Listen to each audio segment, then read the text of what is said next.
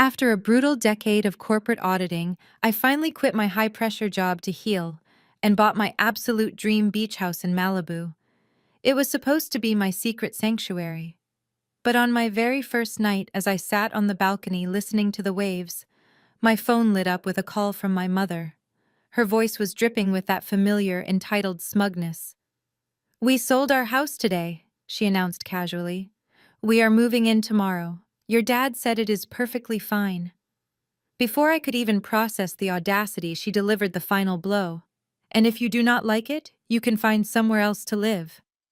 My hands shook, not from fear, but from a cold, calculating rage.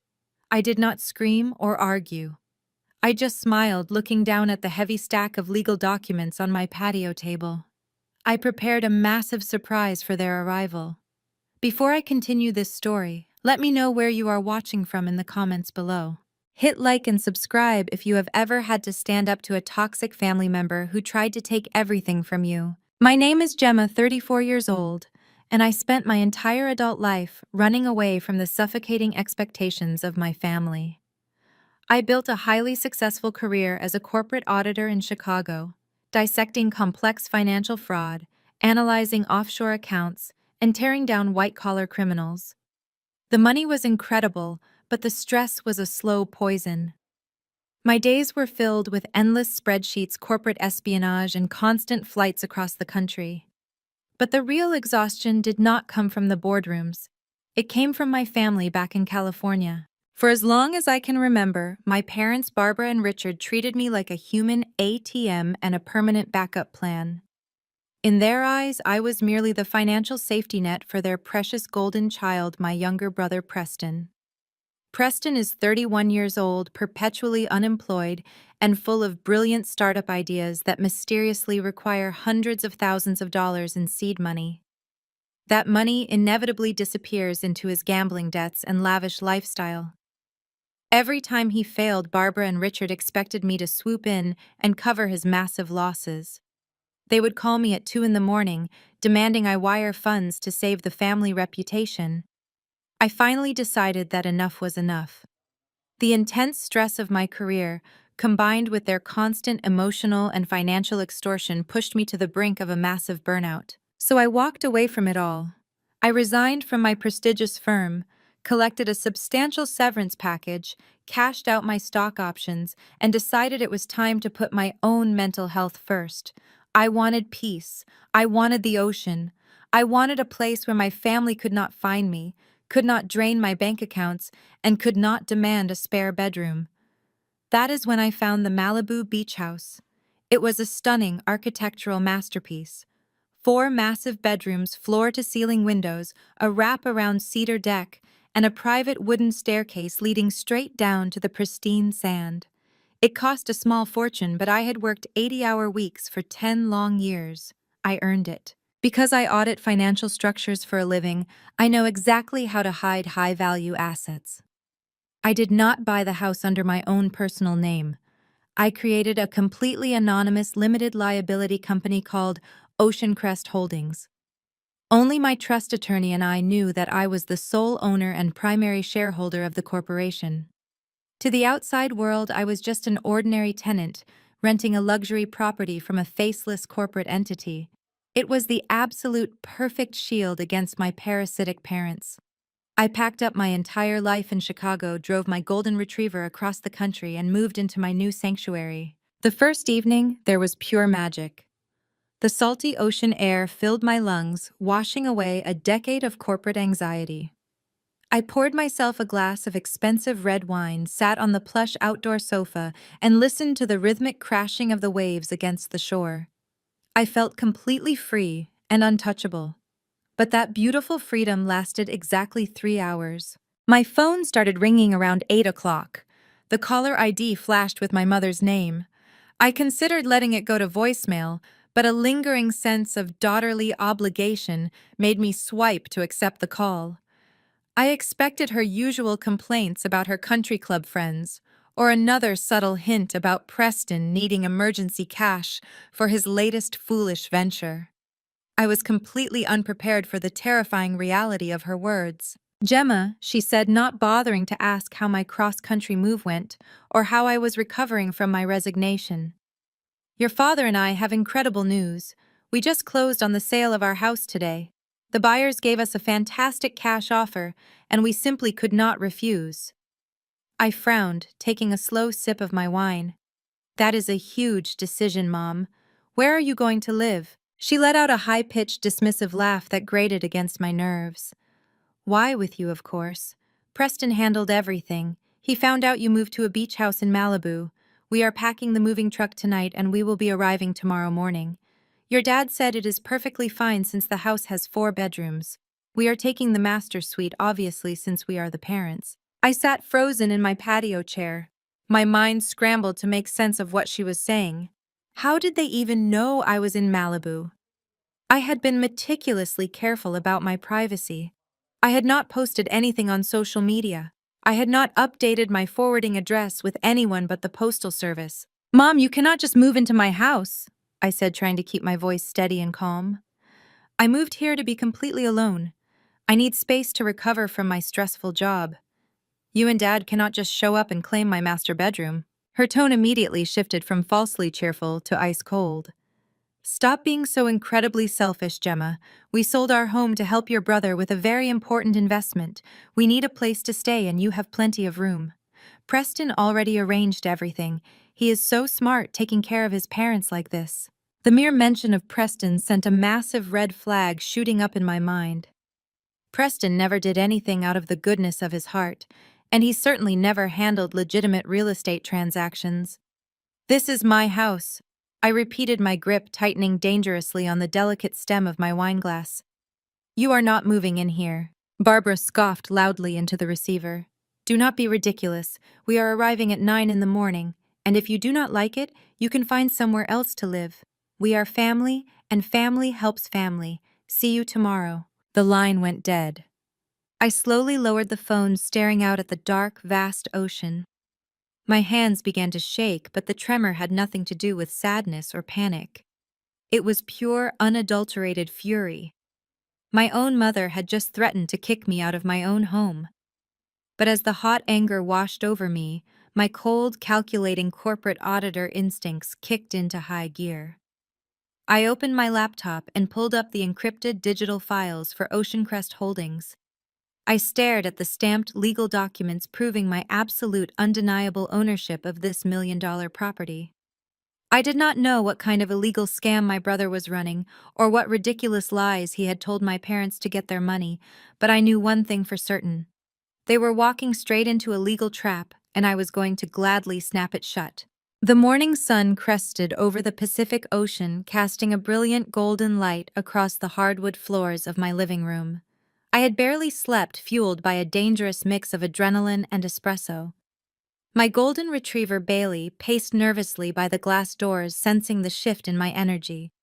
I stood on the deck in my silk robe, gripping a fresh mug of coffee, watching the private access road that wound down the cliffside toward my property. At exactly 9 o'clock, the heavy rumble of a diesel engine shattered the coastal peace.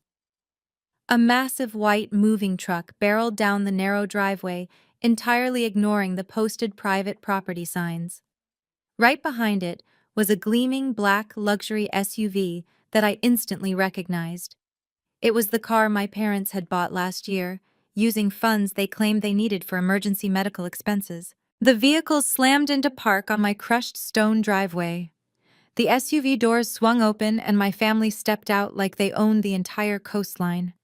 Barbara emerged first, wearing an oversized sun hat and a floral resort dress, already pointing and giving sharp orders to the bewildered moving crew.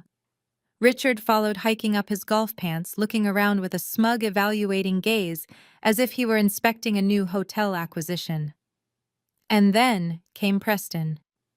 My 31-year-old brother stepped out of the driver's seat wearing designer sunglasses and a smug grin that made my blood boil.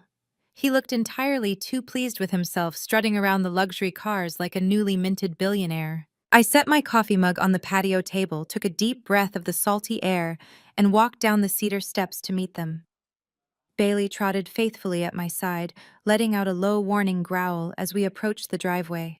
Gemma, my mother, announced loudly, not offering a hug or even a polite greeting. Good you are awake. Tell the movers which room is yours. We need them to clear it out immediately so they can bring in the new master bedroom suite we just bought. I hope you have started packing your things. We are on a very tight schedule today. I stood my ground at the bottom of the stairs, crossing my arms over my chest. I told you on the phone last night, Mom. You are not moving in here. Turn the truck around. Richard let out a heavy sigh, pinching the bridge of his nose like I was a stubborn toddler throwing a tantrum in a grocery store. Do not start this nonsense today, Gemma. We have been dealing with real estate agents and bankers all week. We are exhausted. We sold the family house to fund Preston's new tech venture, and we need this space. You have been unemployed for weeks now. You have plenty of free time to pack a bag and find a cheap apartment in the city. Unemployed, I repeated, my voice deadly calm.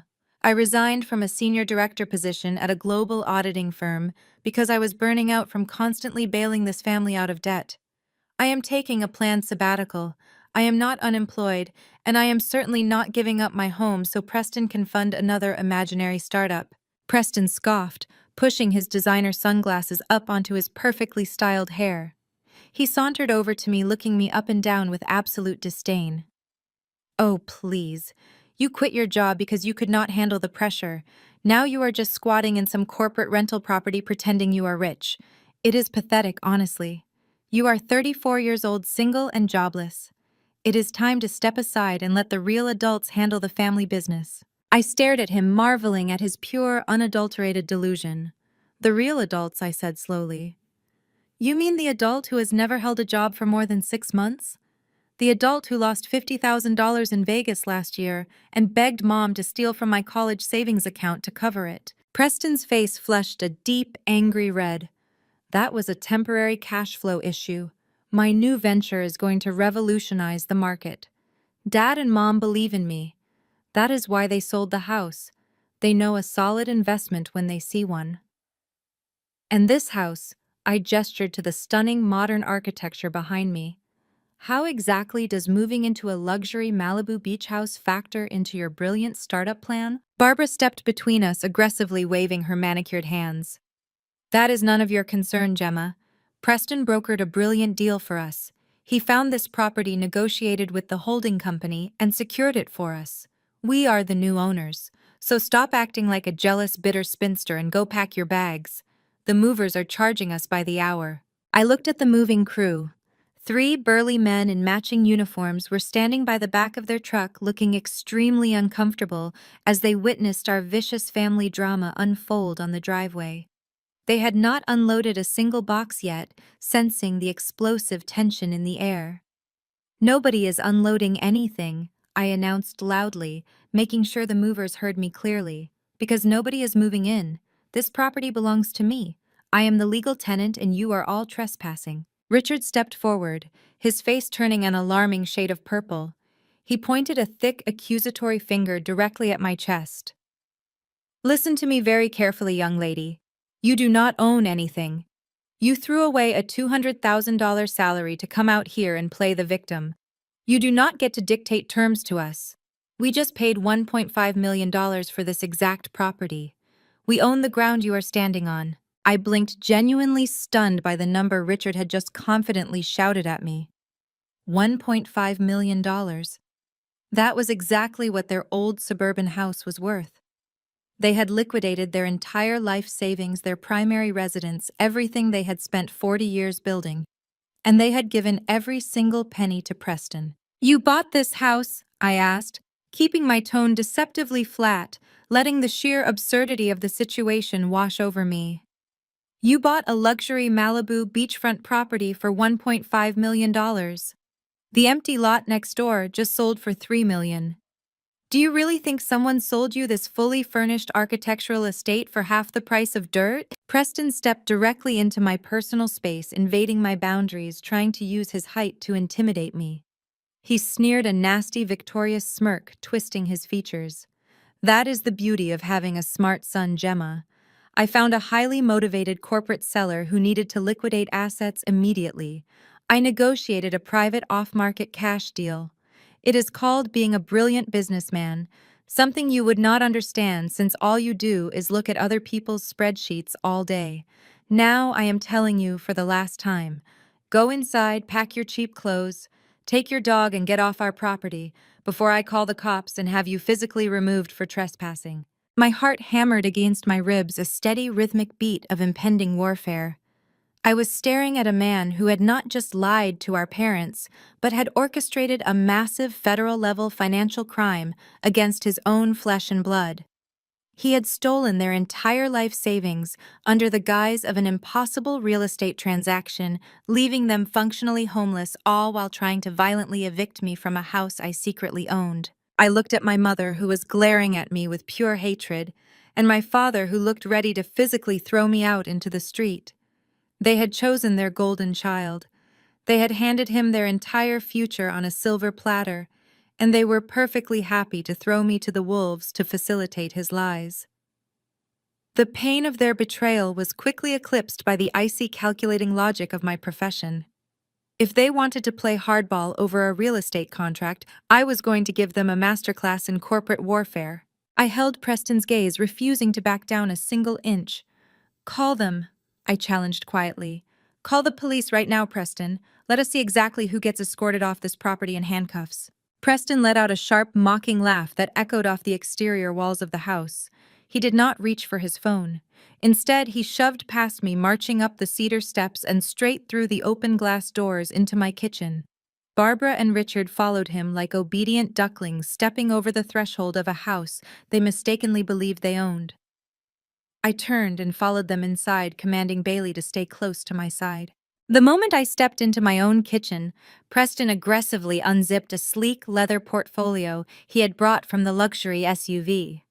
He pulled out a thick stack of papers bound by a heavy black clip and slammed them triumphantly onto the pristine marble countertop. "Read it and weep, Gemma," Preston said, his voice dripping with condescension.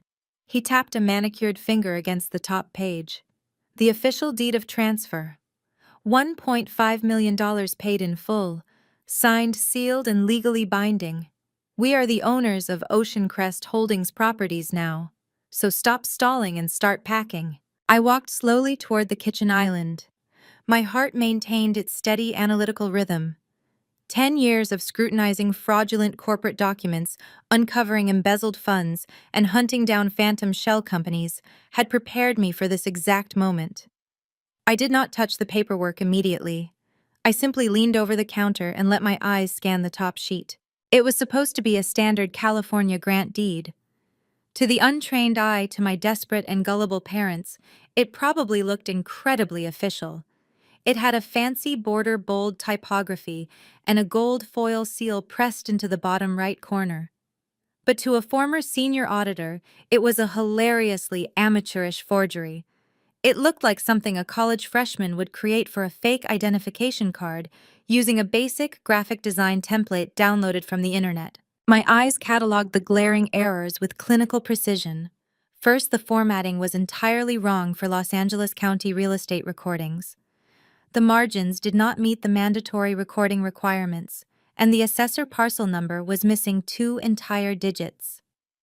Second, the font used for the official county clerk header was Arial, a standard system font, instead of the proprietary serif typeface utilized by the actual municipal office. It was a sloppy oversight that screamed amateur hour. But the most damning evidence was the signature block. The document claimed the property was transferred by the authorized managing member of Ocean Crest Holdings, LLC. Below that title was a wildly looping, illegible signature belonging to a fictional man named David Thorne. I almost laughed out loud. Ocean Crest Holdings, LLC had exactly one authorized managing member: me. There was no David Thorne anywhere in my corporate paperwork. Preston had literally invented a phantom executive to sign over a house that I owned. I leaned closer, examining the gold foil seal. It was not embossed. It was just a flat, glossy sticker you could buy in bulk at any local office supply store. There was no raised notary stamp, no legitimate commission number, and the notary signature was dated on a Sunday a day when county recording offices are strictly closed. Is there a problem with your reading comprehension? Barbara snapped, crossing her arms as she stood next to her precious son. The document is perfectly clear. Preston negotiated directly with the holding company executives. He saved us hundreds of thousands of dollars in broker fees by handling the transaction privately. I shifted my gaze from the fake deed to my mother. You gave him the money directly, I asked, keeping my tone perfectly level despite the adrenaline coursing through my veins. You transferred your entire life savings to Preston so he could handle this private transaction. Richard puffed out his chest, stepping forward to defend the golden child. Of course we did. Preston set up a secure escrow account to facilitate the wire transfer. The money went straight to Ocean Crest Holdings. We received the confirmation receipt yesterday morning before we packed the truck. My son is a financial genius. You should be taking notes instead of standing there looking foolish. A secure escrow account. The puzzle pieces clicked into place with horrifying clarity. I looked back down at the portfolio. Peeking out from beneath the fake deed was a printed wire transfer confirmation. I reached out and slid it from under the heavy clip before Preston could stop me. Hey, put that down, Preston barked, lunging forward to snatch it back. But I had already seen enough. The routing number on the wire transfer receipt did not belong to a licensed California escrow company. It did not even belong to a domestic bank. The 9-digit sequence was a routing code for a notorious offshore banking institution based in the Cayman Islands. It was a bank heavily favored by online gambling syndicates and unregulated cryptocurrency exchanges. Preston had not paid a single dime to Ocean Crest Holdings LLC. I knew that for an absolute fact because my corporate bank accounts had a balance of 0 incoming transfers. He had convinced our parents to liquidate their entire suburban home, convinced them to wire $1.5 million into a fake offshore escrow account he controlled, and then printed out a fake deed from the internet to prove he bought them a Malibu beach house. He had stolen their entire future to fund his gambling debts and offshore vices, leaving them completely destitute and functionally homeless. And he had chosen my specific rental house to use as his fake purchase, because he thought I was just a broke, powerless tenant who could be easily bullied into leaving. He had no idea that he had just attempted real estate fraud on the actual owner of the holding company. I slowly set the wire transfer receipt back on the marble counter. I looked at Preston. His smug confidence was still plastered across his face, but I could see the tiny beads of sweat forming along his hairline. He knew he was playing a dangerous game, but he was arrogant enough to believe he had already won. He genuinely thought I was going to pack my bags and run away crying, leaving him to deal with the fallout whenever the real owner supposedly showed up. He assumed my silence was defeat. Well, Richard demanded, slamming his hand flat against the countertop, are you done playing lawyer? You have seen the proof. The house is ours. Now go upstairs, pack your bags, and get out of my house. I did not raise my voice. I did not show an ounce of fear. I simply picked up my coffee mug, took a calm sip, and looked my father dead in the eye. I am not going anywhere, Richard. That piece of paper is completely worthless. Barbara let out a dramatic gasp, clutching her chest as if I had physically struck her. You ungrateful, wretched girl! We are your parents. We own this property now. How dare you defy us? Preston's face darkened with genuine malice. He stepped closer, his fists clenched at his sides. I warned you outside, Gemma. You are trespassing. You do not own this place, and you do not have any right to stay here. We are the legal owners. If you do not walk out that front door right now, we are going to have you forcibly removed. I stood my ground, my eyes locked on his. The air in the kitchen grew thick with tension. This was the moment of no return. I was staring at my family, a group of people who had completely discarded me in favor of a son who was currently robbing them blind. They had willingly handed over everything they owned to a criminal, and they were actively participating in my attempted eviction. They wanted a war. They were about to get one. Richard reached into the pocket of his pristine golf pants and pulled out his smartphone. His fingers jabbed at the screen with aggressive, self-righteous force as he dialed 911. He turned his back to me, slightly puffing out his chest as he prepared to deliver the performance of a lifetime to the local emergency dispatcher. Yes, hello, I need officers at my property immediately. Richard barked into the receiver, his voice trembling with manufactured distress. We just purchased a home in Malibu and there is a hostile squatter refusing to leave. She is becoming highly aggressive and we feel threatened. Yes, we have all the legal paperwork proving our ownership. Please hurry. He ended the call and slipped the phone back into his pocket, turning to face me with a look of absolute triumph. You brought this on yourself, Gemma. You could have walked away with a shred of dignity, but now you are going to be dragged out of here in handcuffs. Barbara stepped up beside him, adjusting her oversized sun hat and smoothing the fabric of her floral dress. She looked at me not as a mother looks at a daughter, but as a wealthy socialite looks at a nuisance on the sidewalk. It really is a shame you turned out this way. She sighed, her tone dripping with fake pity. Preston warned us you might have a mental break after losing your corporate job. A single, unemployed woman in her 30s, it is just sad. We tried to give you grace, but you leave us no choice. Preston leaned against the marble kitchen island, crossing his arms and flashing a picture-perfect smile. You should go pack a bag before the cops get here, sis. It will save you the embarrassment of being paraded out in your pajamas. I did not move a single muscle. I stood beside my golden retriever Bailey, resting my hand gently on his head to keep him calm. The contrast between my family's manic theatrical energy and my icy analytical silence seemed to unnerve Preston just a fraction, but he quickly masked it with another arrogant smirk. 10 agonizing minutes passed before the sound of heavy tires crunching on the gravel driveway signaled the arrival of law enforcement. 2 Malibu sheriff deputies stepped up to the open glass doors. The older deputy, a man with graying temples and a stern expression, took the lead while his younger partner stood back, assessing the tension in the room. "Officer, thank goodness you are here," Richard exclaimed, rushing forward with both hands raised in a gesture of helplessness. "I am Richard, the legal owner of this estate. My wife and I just drove down here after closing a massive cash deal on this property, and this woman is refusing to vacate." The older deputy held up a hand to pause my father's frantic speech. "Let us take this one step at a time, sir. Who exactly is this woman?" Barbara let out a dramatic, trembling sigh, pressing a hand to her chest. "She is our daughter, officer. It breaks my heart to say this, but she is deeply unwell. She recently failed out of her high-paying career in Chicago and has been squatting here pretending she lives this luxurious lifestyle.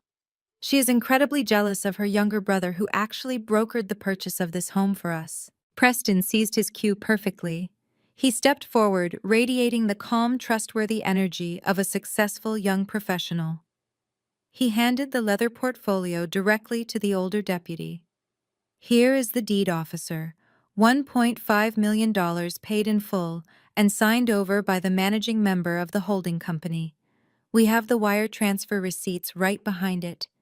We gave her plenty of notice to pack her things, but she is completely delusional."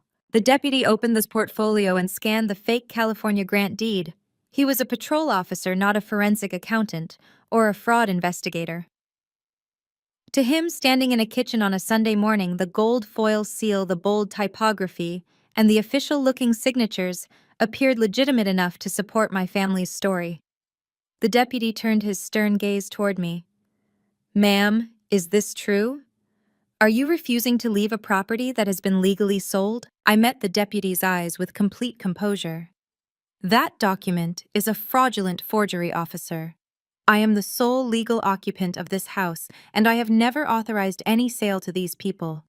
My brother is running a financial scam on my parents, and that piece of paper was likely printed off the internet yesterday." Richard exploded, stepping aggressively toward me before the younger deputy intervened. "Listen to her lies. She is a bitter failed spinster trying to steal our retirement home. Throw her out." The older deputy sighed heavily, closing the leather portfolio and handing it back to Preston. He looked incredibly tired, clearly recognizing the messy, toxic reality of a family civil dispute. "Look, folks, I am not a judge, and I am not a real estate lawyer. I cannot verify corporate holding company structures or wire transfers right here on the kitchen counter. As far as the police department is concerned, this is a civil matter that needs to be sorted out in a courtroom." Barbara gasped in outrage. "A civil matter? We paid $1.5 million. We have the deed, ma'am." Please, the deputy warned, raising his voice slightly to regain control of the room. Tensions are extremely high right now, and my primary job is to ensure nobody gets hurt. The deputy turned back to me, his expression softening just a fraction, though his professional boundary remained firm. Ma'am, given the fact that they hold physical paperwork claiming ownership, and you are currently outnumbered in a highly volatile domestic situation, I am going to ask you to vacate the premises for the night. We need to de-escalate this immediately before someone does something they regret. You can take this to civil court on Monday morning and let a judge look at the paperwork. But for tonight, to keep the peace, you need to leave. A heavy, victorious silence fell over the kitchen. Barbara clapped her hands together in sheer delight, a vicious, triumphant smile spreading across her face. Richard puffed his chest out, looking at me like an insect he had just successfully crushed under his expensive golf shoes. Preston simply stood by the island, practically vibrating with smug satisfaction. They had won. They had successfully weaponized the police to kick me out of my own home, and they believed their $1.5 million heist was perfectly secure. I looked at the deputies, then at my gloating family. My brilliant analytical mind raced through the variables. If I fought the police right now, if I stubbornly refused a direct de-escalation order, I would be arrested for disturbing the peace. A highly publicized arrest record would jeopardize my professional auditing licenses and severely complicate the federal trap I was currently building. I needed my freedom. I needed my encrypted hard drives. And more importantly, I needed to leave them alone in this house so they could confidently dig their own graves. I gave the deputy a slow, compliant nod. Fine, I said, my voice completely devoid of emotion. I will pack an overnight bag and leave to keep the peace. Preston chuckled, a low, nasty sound that scraped against the pristine marble counters. Make sure you take the mutt with you, he sneered. We are replacing these floors anyway, but I do not want dog hair on my new furniture. I did not grant him the satisfaction of a response. I simply turned on my heel and walked up the floating glass staircase to the master suite. My family erupted into quiet, celebratory whispers downstairs, completely blind to the fact that their petty surface-level victory was exactly what I needed.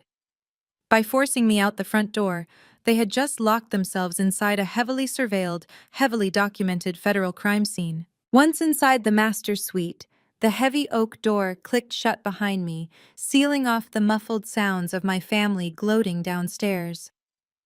I stood in the center of the spacious room, taking a deep breath. There were no tears. There was no panic.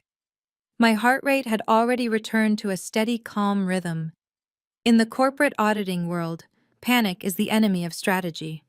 I walked over to my walk-in closet and pulled down my sleek black suitcase. I did not waste time packing an entire wardrobe. My priority was not clothing, it was ammunition. I knelt beside the hidden floor safe tucked beneath the custom shelving. After punching in the biometric code, I pulled out 2 military-grade encrypted hard drives. These small metal rectangles held the absolute totality of Ocean Crest Holdings. They contained every bank statement, every verified tax record, the original certified property deed, and the complete financial history of my corporate career. More importantly, they held the master access keys to the smart home security system I had installed a month ago. When you buy a multi-million-dollar property as a single woman, you do not skimp on security. I had hired a private tech firm to hardwire covert high-definition cameras into the architectural features of the house. There were flush-mounted lenses in the kitchen pendant lights, micro cameras seamlessly integrated into the living room crown molding, and audio receivers hidden in the patio decking. It was a closed-loop system that recorded directly to a secure cloud server, which I exclusively controlled. I slipped the hard drives into the padded compartment of my suitcase. Then I packed a few tailored suits, a cashmere sweater, and my high-end cosmetics. If I was going to orchestrate a federal takedown, I was going to do it looking absolutely flawless. Bailey whined softly, nudging my hand with his wet nose. I smiled, dropping to one knee to scratch behind his ears. "We are going on a little vacation, buddy," I whispered. "Just for a little while." I grabbed my laptop bag, zipped up the suitcase, and snapped a matching leather leash onto Bailey's collar. I took one last look around the master suite. The bed was perfectly made, the ocean breeze was fluttering through the sheer curtains, and the room looked serene. By tonight, Barbara and Richard would undoubtedly claim this space, spreading their cheap luggage across my custom duvet. Let them. They were simply stepping onto a perfectly baited trap. I descended the glass staircase with measured, confident steps. The scene in the living room was predictably pathetic. Richard was already pouring himself a glass of my expensive bourbon from the wet bar, while Barbara was measuring the windows with her hands loudly complaining about my choice of drapery. Preston was slouched on my Italian leather sofa, his muddy designer sneakers resting casually on the pristine upholstery. The two sheriff deputies stood near the front door, looking relieved that I was complying without a physical altercation. Leaving so soon, Preston mocked, not bothering to lift his head from the couch cushions. Make sure you leave the garage clicker on the counter, and do not steal any of the silverware on your way out. I stopped at the bottom of the stairs, adjusting my grip on my suitcase. I did not glare. I did not raise my voice. I simply offered him a smile so devoid of warmth it could have frozen the ocean outside. Keep the clicker, Preston, I said smoothly. I am sure you will find it very useful for the next few days. I turned to my parents, who were watching me with a mixture of disdain and triumph. Enjoy the house, Mom. Dad. I highly recommend watching the sunset from the patio. It really is $1 million view. Without waiting for their response, I walked past the deputies, offering them a polite nod of gratitude for their time. I stepped out into the bright Malibu sunlight, loaded my suitcase into the trunk of my car, and opened the back door for Bailey. He jumped in happily, unaware of the treacherous family warfare unfolding around us. I slid into the driver's seat, started the engine, and drove away from my own property without looking in the rearview mirror. The drive down the Pacific Coast Highway was spectacular. With the top down and the ocean breeze rushing through the cabin, I felt an exhilarating surge of power. They thought they had backed me into a corner. They thought stripping me of my home would break my spirit. They completely fundamentally misunderstood who they were dealing with. You cannot outsmart a woman whose entire career was built on dismantling complex financial syndicates. 10 minutes later, I pulled into the valet circle of a 5-star luxury cliffside resort. I handed my keys to the attendant, tipped him generously, and walked into the grand lobby. My severance package alone was enough to buy out the entire hotel for a year, so I did not hesitate at the reception desk. I booked their premier oceanfront penthouse suite for an indefinite stay, requesting a corner room with the best possible Wi-Fi connection. The penthouse was breathtaking. It featured sweeping panoramic views of the Pacific, a private wrap-around balcony, and a massive mahogany dining table that would serve perfectly as my command center. A bellhop delivered my luggage, and room service promptly arrived with a bottle of sparkling water and a silver bowl of fresh fruit. Once the heavy wooden door clicked shut, leaving me completely alone in the silent luxury of the suite, I went to work. I unpacked my laptops, lined them up precisely on the mahogany table, and plugged in my encrypted hard drives. My fingers flew across the keyboard with practiced, lethal speed. I bypassed the dual authentication protocols and brought the remote surveillance network online. The screens flared to life. 4 different high-definition angles of my beach house populated my monitors. The audio fed through my noise-canceling headphones with crystal clarity. On screen 1, I watched Richard carrying boxes into my kitchen. On screen 2, Barbara was physically ripping my expensive sheer curtains off the master bedroom windows. And on screen 3, the most important feat of all, Preston was standing alone on the patio, pulling his smartphone from his pocket with a frantic, nervous energy. I leaned back in my plush leather desk chair, steepling my fingers together as I watched the monitors. My family was celebrating a hollow victory inside a glass cage, completely oblivious to the fact that I was watching their every move, recording every word, and tracking every lie. The eviction was not a defeat. It was a calculated, strategic retreat. Now the real game was about to begin. The glow from my 4 monitors illuminated the darkened hotel suite. I adjusted my noise-canceling headphones, isolating the audio feed from the living room of my Malibu property. The high-definition cameras I had seamlessly integrated into the crown molding provided a crystal-clear view of the chaos unfolding inside my home. The moving crew had finally begun hauling heavy cardboard boxes and cheap oversized furniture through my custom mahogany front doors. I watched with clinical detachment as a massive, gaudy floral sofa was shoved into the center of my minimalist living room, completely clashing with the sleek aesthetic I had carefully curated. My fingers flew across my laptop keyboard, initiating a screen recording protocol. In the corporate auditing world, evidence is the only currency that matters. I was not just watching my family invade my space. I was archiving a meticulously time-stamped digital record of trespassing, unauthorized entry, and impending property damage. Every movement they made was being logged directly to a secure encrypted cloud server that they could never access. The audio feed crackled to life, picking up the sharp grating sound of my mother's voice. Barbara strutted through the open-concept kitchen, running a critical finger along the edge of my imported Italian marble countertops. She wrinkled her nose, looking around the pristine space with profound disappointment. "It is just so sterile," Barbara complained loudly, her voice echoing through the vaulted ceiling. "Honestly, you would think a woman making her kind of money would have better taste. It looks like a dentist's waiting room. There is absolutely no warmth." Richard trailed behind her, carrying a cardboard box labeled with his golf trophies. He dumped the box unceremoniously onto my custom glass dining table, wincing as the heavy cardboard scratched the delicate surface. "What do you expect from Gemma?" Richard grumbled. "She has always been cold. No husband, no children, just spreadsheets and numbers. Thank God Preston stepped in and secured this property for us. We can finally strip all this modern nonsense out and make it feel like a real family home. A home with actual heart and soul." I sat in my plush hotel chair, sipping my sparkling water. Their insults, which would have gutted me a decade ago, now simply amused me.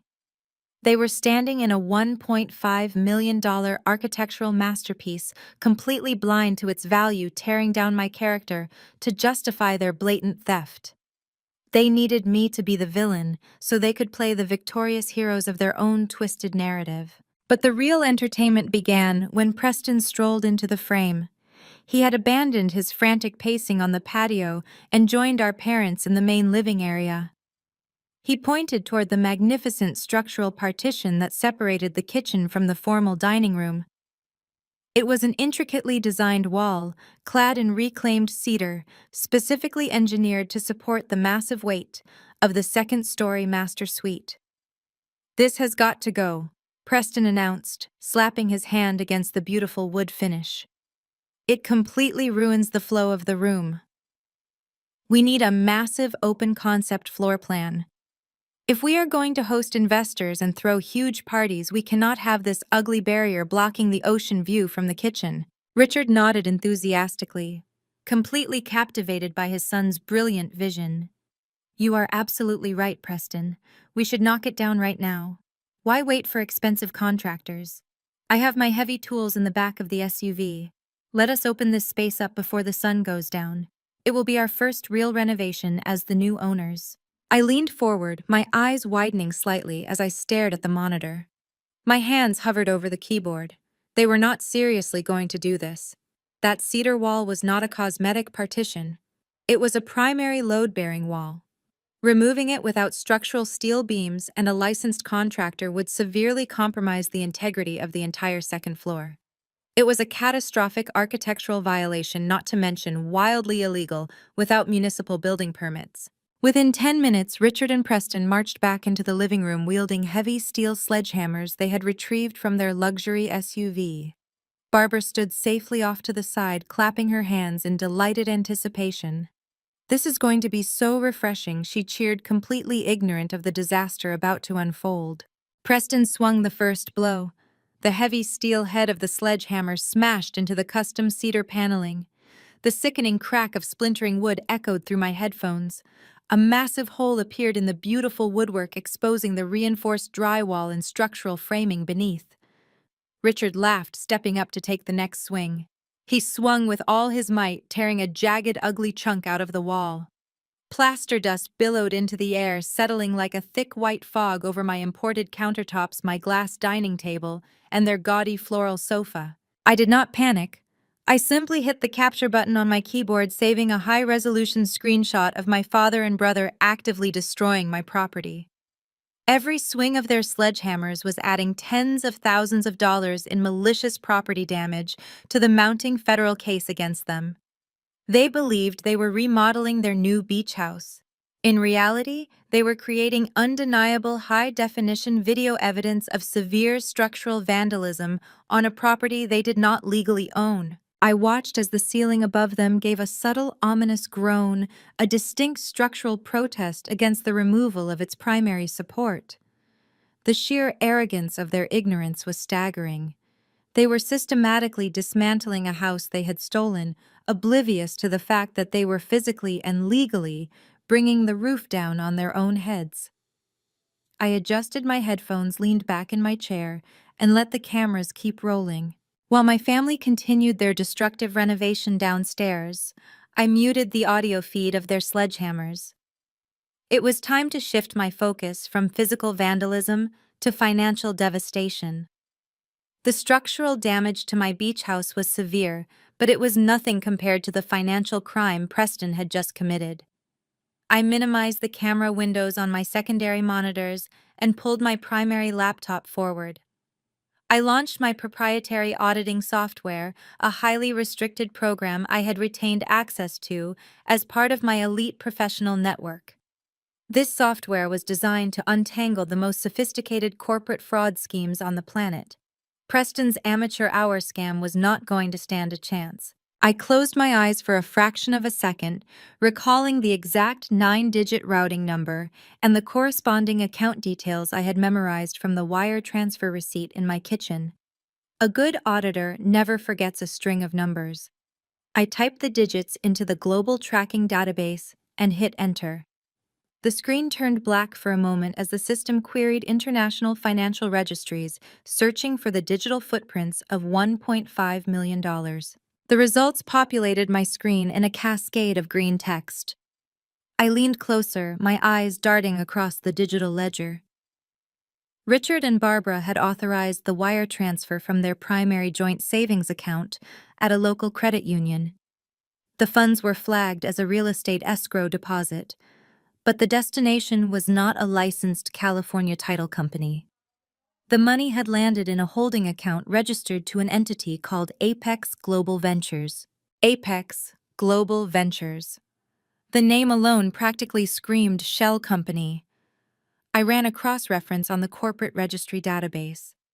As I suspected, Apex Global was incorporated exactly 3 weeks ago in Delaware, a state notorious for allowing anonymous corporate ownership. There was no physical address listed, only a registered agent operating out of a strip mall post office box. Preston had set up a dummy corporation specifically to intercept our parents' life savings. He had probably told them Apex Global was the parent company of Ocean Crest Holdings, and they were too financially illiterate to verify his claim. But the money did not stay in Delaware. My fingers flew across the keyboard, executing a deeper trace protocol. Fraudsters never leave stolen cash in a domestic account for long. The United States banking system is too heavily monitored. Preston knew he had to move the funds outside federal jurisdiction quickly. I followed the digital breadcrumbs. Less than 2 hours after my parents initiated the wire transfer, the $1.5 million was split into 4 separate transactions. This was a classic money laundering technique known as layering, designed to confuse investigators and obscure the final destination of the funds. I tracked the first chunk of money as it bounced from Delaware to a holding account in Panama. The second chunk routed through a cryptocurrency exchange based in Eastern Europe. The third and fourth chunks were funneled through a series of anonymous online casinos. Preston was trying to wash the money, but he was leaving a painfully obvious digital trail. He was arrogant, but he was not a professional money launderer. He was a gambling addict with a god complex who watched too many crime movies. I initiated a consolidation algorithm commanding my software to track all 4 diverging paths simultaneously and find their eventual convergence point. I watched the progress bar on my screen slowly fill. My heart hammered a steady rhythm against my ribs. I needed to see exactly where he was hiding the cash. The software chimed a sharp metallic sound cutting through the silence of my hotel suite. The results materialized on the screen. All four transaction paths eventually converged and dumped their washed funds into a single highly secure offshore account in the Cayman Islands. I stared at the offshore banking institution's digital profile. The Cayman account was heavily fortified behind international banking secrecy laws. I could see the final destination of the stolen money, but the account ownership was completely shielded. The bank used alphanumeric proxy tags instead of human names. Without a court order or direct login credentials, I could not legally prove that Preston was the owner of that specific Cayman account. And without that definitive link, my case for federal wire fraud was incomplete. I drummed my fingers against the mahogany table. I had the fake deed. I had the initial wire transfer showing the theft. I had the digital map proving the money laundering. But the final piece of the puzzle, the undisputed proof that Preston was the ultimate beneficiary of the offshore account, was locked behind a wall of Caribbean encryption. I needed the login credentials. I needed the device he used to authorize the offshore transfers. Or failing that, I needed his personal financial history, his social security verification, and the secondary authentication codes tied to his private phone. I could not hack his phone remotely without risking detection. Preston might be a reckless idiot, but he was a paranoid idiot. He would have notifications set up for unauthorized access attempts. I needed someone on the inside. I needed someone who had physical access to his devices, who knew his passwords, and who had the legal right to scrutinize his marital assets. A slow, dangerous smile spread across my face. There was exactly one person on the planet who fit that description. Naomi. Preston had been married to Naomi for 3 years. She was a brilliant, sharp-witted woman who worked as a financial attorney in downtown Los Angeles.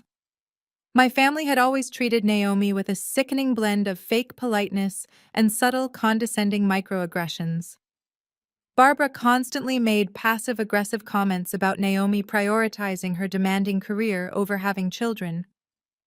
Richard often questioned Naomi about legal matters, but immediately dismissed her expert advice in favor of whatever nonsense Preston had read on an internet forum. Naomi was a powerhouse, and my family treated her like an inconvenient accessory to their golden child. I knew she was exhausted by Preston's constant financial failures and his massive fragile ego.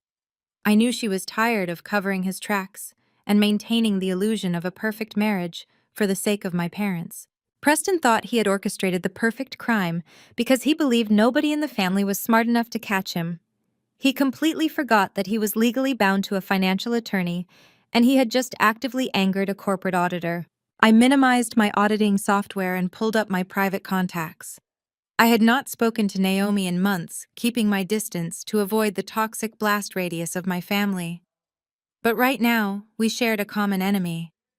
If Preston was willing to steal $1.5 million from his own parents and launder it offshore, he was definitely hiding money from his wife. Naomi would want to know, and more importantly, Naomi would want revenge. I picked up my phone and drafted a highly secure encrypted message to her private legal email address. I did not include any incriminating details. I simply asked her to meet me for coffee at a discreet location, stressing that it involved Preston, a massive financial liability, and her own legal protection. I hit send. The trap was expanding, and I had just recruited my inside man. I did not have to wait long. Less than 15 minutes later, my cell phone vibrated on the mahogany desk. The caller ID displayed a blocked number, a standard precaution for high-tier corporate attorneys who did not want their billing hours tracked by casual acquaintances. I swiped to accept the call, bringing the phone to my ear without saying a word.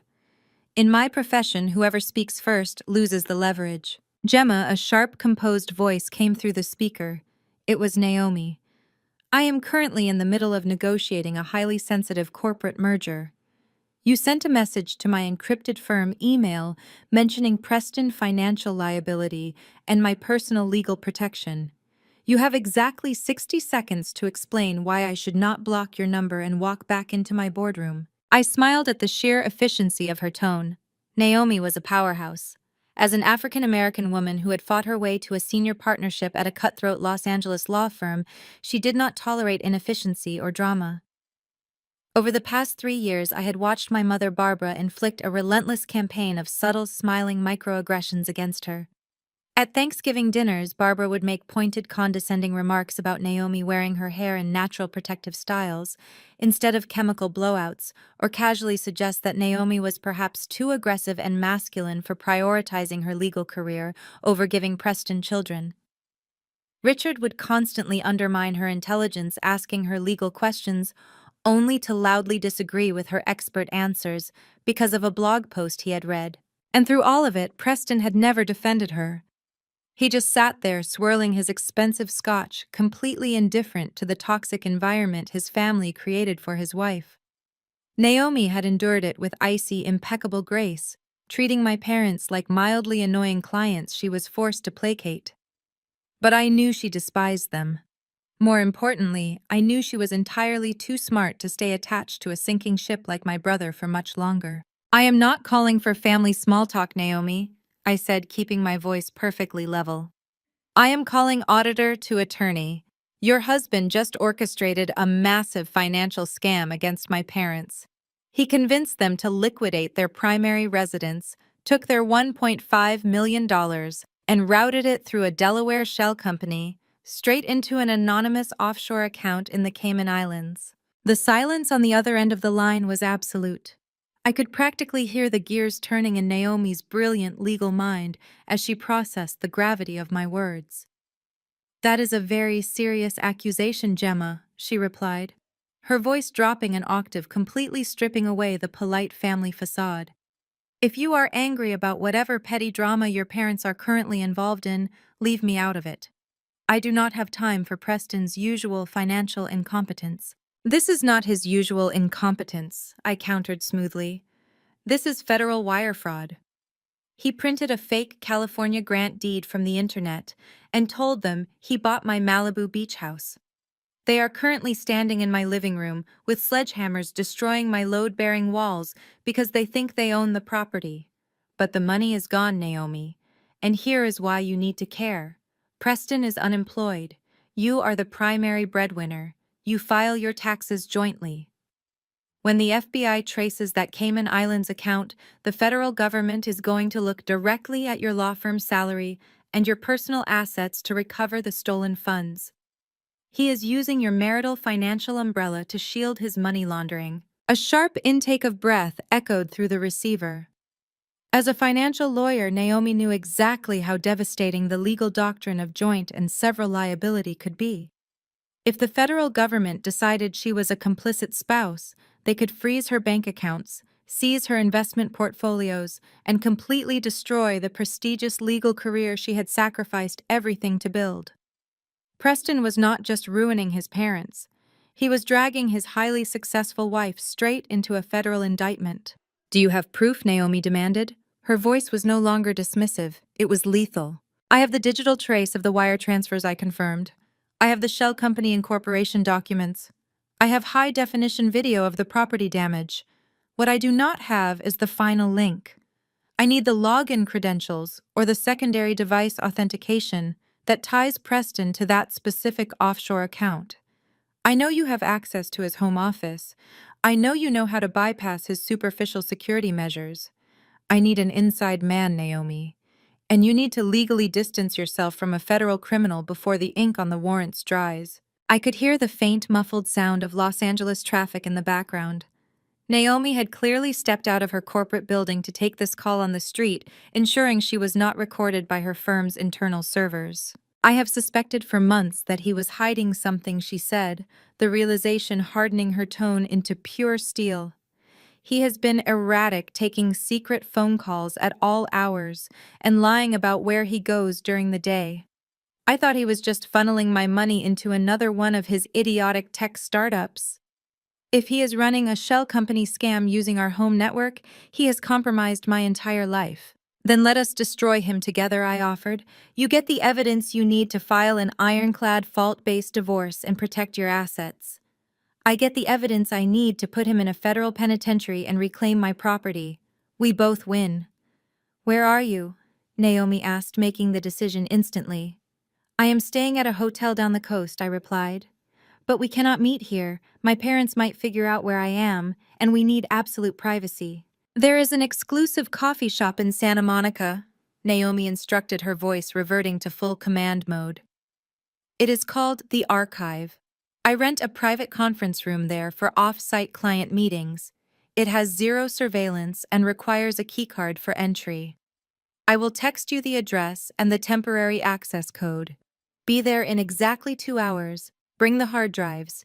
If this is real, Gemma, I am going to gut him financially before the feds even put the handcuffs on him.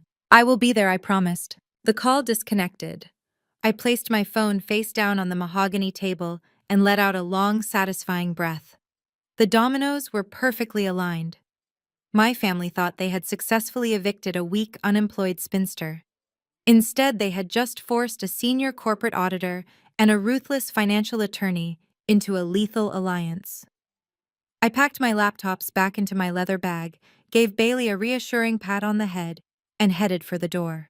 It was time to go to work.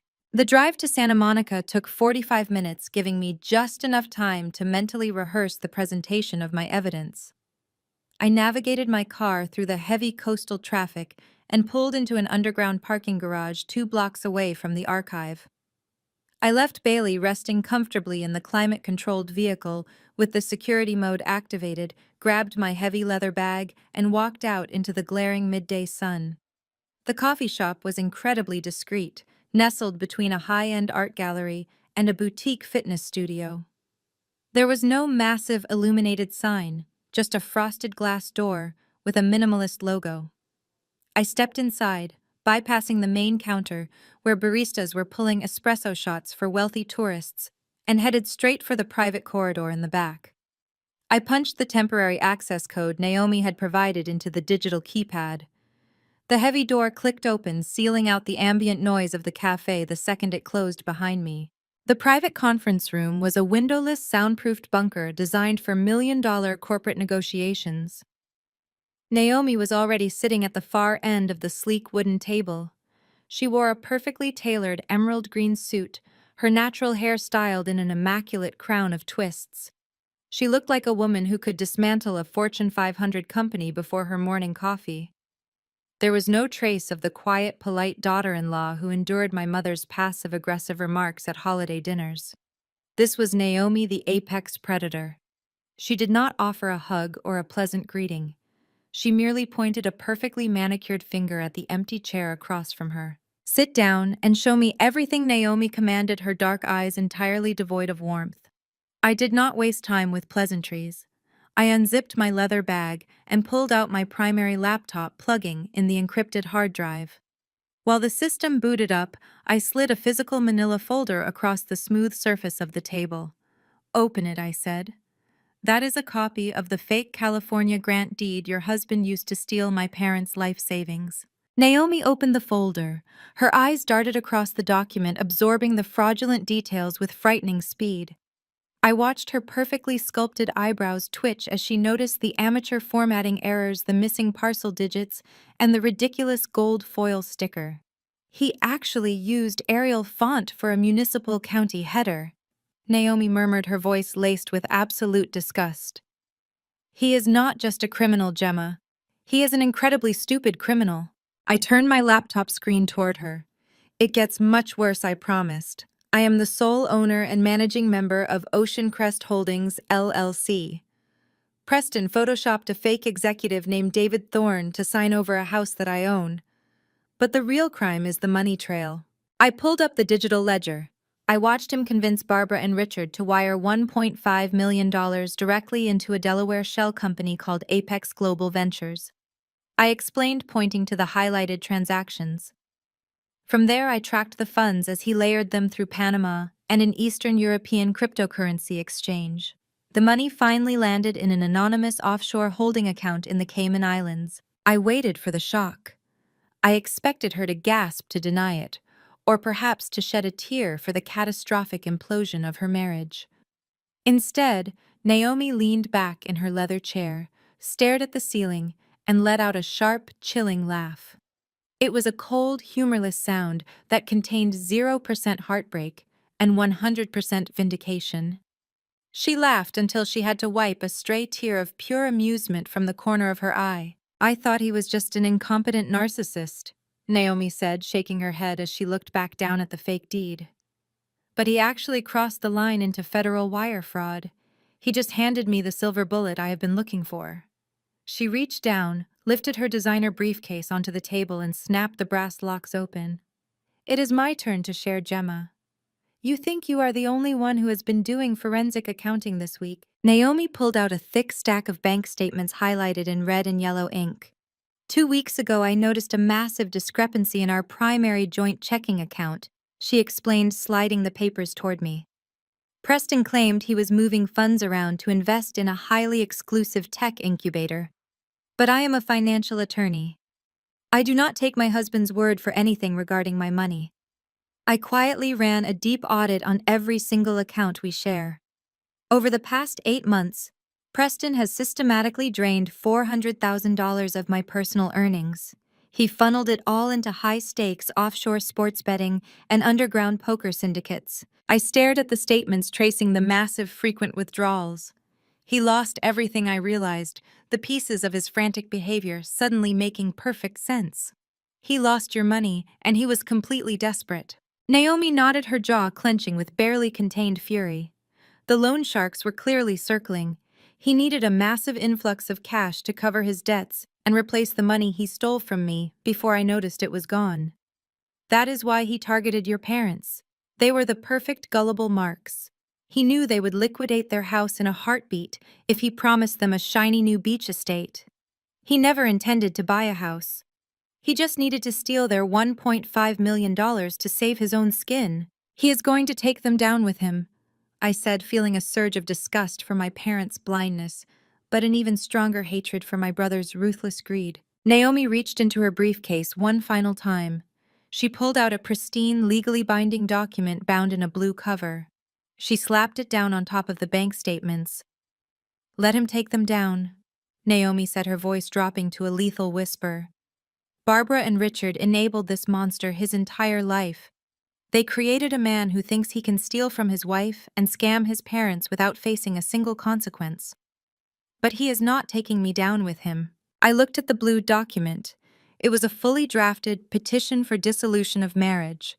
The paperwork was immaculate, completely filled out and ready to be filed with the Los Angeles Superior Court. "I drafted these divorce papers 3 days ago," Naomi revealed, tapping the front page. "I was just waiting for the right moment to serve him so I could financially ruin him in civil court. But your evidence changes everything. We are not just going to divorce him, Gemma. We are going to lock him in a federal prison cell." I met her gaze, seeing the exact same cold, calculating fire that burned in my own chest. We did not need to cry over the family we had lost. We just needed to execute the trap perfectly. "I need his secondary authentication codes," I told her, pointing to my laptop screen. "I can see the Cayman Islands account, where he parked my parents' money. But I cannot legally tie his name to it without his direct digital fingerprint. Can you get me his backup device?" Naomi offered a dark, brilliant smile. "Preston is an idiot. He leaves his backup tablet unsecured in his home office safe because he assumes I do not know the combination. I will have the device in your hands by tomorrow morning. We are going to bleed him dry." I closed my laptop, the screen going dark. The alliance was officially forged. My parents had treated Naomi like a second-class citizen, and they had treated me like an expendable bank account. Now the two women they severely underestimated were holding all the cards. "I will prepare the federal dossier," I said, packing my equipment back into the leather bag. "Once we have the digital fingerprint linking him to the offshore account, we go straight to the authorities." Naomi stood up, smoothing the front of her emerald suit. "Let him enjoy his fake beach house for a few more days," she said smoothly. "I want him to feel completely untouchable right before we tear his entire life apart." Naomi turned and exited the soundproof conference room, her emerald green suit disappearing into the bustling coffee shop. I remained in the bunker for another hour, meticulously organizing the initial files on my encrypted hard drive before making my way back to the Cliffside Hotel. The rest of the evening was spent in total isolation, preparing my auditing software for the massive data influx I knew was coming. I ordered room service, fed Bailey his dinner, and watched the live feed of my beach house on the secondary monitors. My parents were currently uncorking a bottle of expensive champagne in my kitchen, toasting to their brilliant sun. Preston stood beside the shattered remains of my load-bearing wall, raising his glass with a sickening grin. Their joy was entirely built on a foundation of stolen money and federal crimes. The next morning, precisely at 8 o'clock, a sharp knock echoed through my penthouse suite. I opened the heavy wooden door to find Naomi standing in the hallway. She wore a sharp charcoal pantsuit and held a sleek silver briefcase. She stepped inside without waiting for an invitation, taking in the panoramic ocean view and the array of glowing monitors spread across my mahogany dining table. "I have the device," Naomi announced, placing her briefcase on the table and snapping the brass locks open. He came home late last night, completely intoxicated after celebrating his supposed real estate victory with some of his poker buddies. He passed out in the guest bedroom. It took me less than 2 minutes to open his office safe. He actually uses our wedding anniversary as his passcode. The sheer lack of imagination is almost offensive. Naomi retrieved a slim silver tablet and a black USB flash drive, setting them down next to my primary laptop. I pulled up my tracking software, my fingers hovering over the keyboard. "Let us see exactly how careless he was," I said, connecting the tablet to my secure network. As a financial attorney, Naomi understood digital security better than most. She knew Preston used an autofill password manager for his offshore betting accounts, a catastrophic mistake for anyone trying to hide illicit funds. I ran a mirroring program bypassing the superficial lock screen on the tablet and accessing the core storage drive. Within minutes, the password vault cracked open. A massive list of encrypted credentials flooded my monitor. "There," Naomi pointed her manicured nail, tapping the glass of the screen. "Look at the financial sector tags." He labeled the Cayman Islands account under a generic consulting alias. I extracted the specific alphanumeric proxy tag and the corresponding decryption key. I transferred the data into my global tracking database, marrying the offshore routing number we found yesterday with the direct login credentials Naomi had just provided. I hit enter, executing the final sequence. The wall of Caribbean banking encryption shattered instantly. The screen refreshed, pulling up the live unrestricted dashboard of the offshore holding account. The account owner was clearly listed as Preston with his personal social security number and Los Angeles address registered in the hidden metadata. Below his name, the current balance glowed in bright green digits: $1,482,000. He had already blown $18,000 since yesterday, likely paying off the aggressive loan sharks Naomi had mentioned. "We have him," I stated, feeling a cold rush of absolute triumph. "The digital fingerprint is confirmed. We have successfully linked the stolen $1.5 million from Richard and Barbara directly to an offshore account solely controlled by Preston. The chain of evidence is completely unbroken." Naomi pulled a thick stack of legal parchment from her briefcase, her eyes flashing with predatory intensity. "Then we start building the federal indictment right now. You handle the forensic accounting trace, and I will draft the legal framework. We are going to hand the FBI a fully prosecuted case on a silver platter." For the next 6 hours, my hotel suite transformed into a relentless, high-powered war room. The synergy between a corporate auditor and a financial mergers attorney was devastating.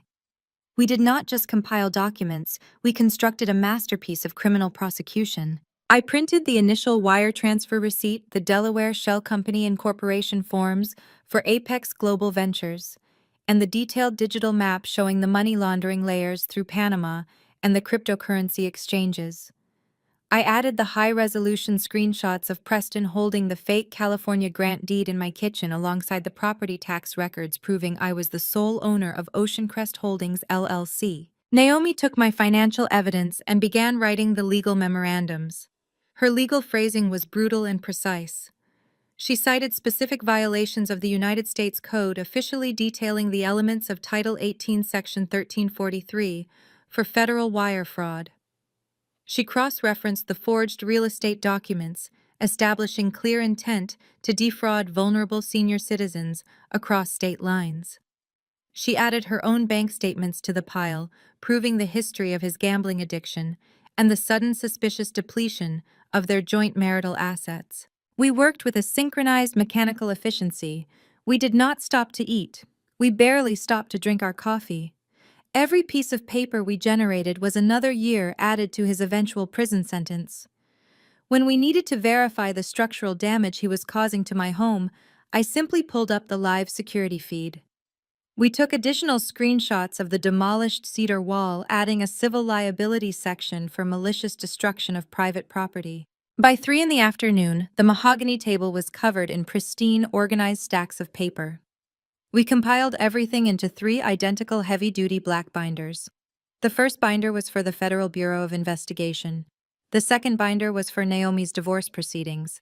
The third binder was my personal insurance policy. Naomi closed the final binder, smoothing her hand over the black leather cover. She looked across the table at me, her expression a mixture of profound exhaustion and absolute victory. "It is airtight, Gemma. Any federal prosecutor in the country would take this case in a heartbeat. It is an open and shut conviction. He will not even have the opportunity to negotiate a plea deal. The evidence is simply too overwhelming." I rested my hands on the stack of documents, feeling the physical weight of my brother's impending downfall. He thought he was the smartest person in the room. He thought he could manipulate our parents, steal their future, and bully me out of my own home without facing a single consequence. He never anticipated that the 2 women his family constantly disrespected would be the architects of his total destruction. "We have the weapon," I said, looking out at the vast expanse of the Pacific Ocean. "Now we just need the perfect stage to deploy it." Naomi checked her phone, a slow, dangerous smile spreading across her face. "Well, it looks like your parents are about to provide the perfect stage for us. They just sent out a mass group text to the entire extended family and all of their wealthy country club friends." She turned the phone screen toward me so I could read it myself. It was an extravagant digital invitation featuring a photo of my beach house. The bold text read, "Join us this Saturday for a spectacular housewarming party at our new $1 million Malibu estate." They were throwing a massive, highly public celebration inside a stolen house. It was the absolute pinnacle of their toxic arrogance, and it was exactly the opportunity we needed. We had the ironclad dossier. Now we had the audience. Naomi forwarded the digital invitation directly to my secure email, ensuring we had a high-resolution copy of their spectacular arrogance saved for the federal prosecutor. We spent the remainder of the afternoon synchronizing our timelines. She would return to her law firm to finalize the divorce filings, pretending everything was perfectly normal with her husband. I would remain in the penthouse monitoring the digital feeds and tracking any sudden movements in Preston's offshore accounts. We agreed to rendezvous precisely 1 hour before the housewarming party commenced. The following week dragged on with excruciating slowness, yet every passing day provided a wealth of damning surveillance footage. I practically lived in front of my 4 monitors. From my luxurious hotel suite, I watched my parents transform my tranquil beach sanctuary into a gaudy display of nouveau riche desperation. They hired an expensive local landscaping crew to rip out my native coastal plants, replacing them with imported water-heavy tropical palms that completely violated local zoning ordinances.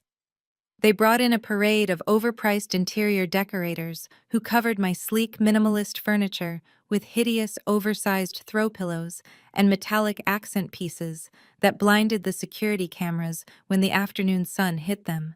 But the most infuriating moments came from the constant stream of digital communications buzzing on my phone.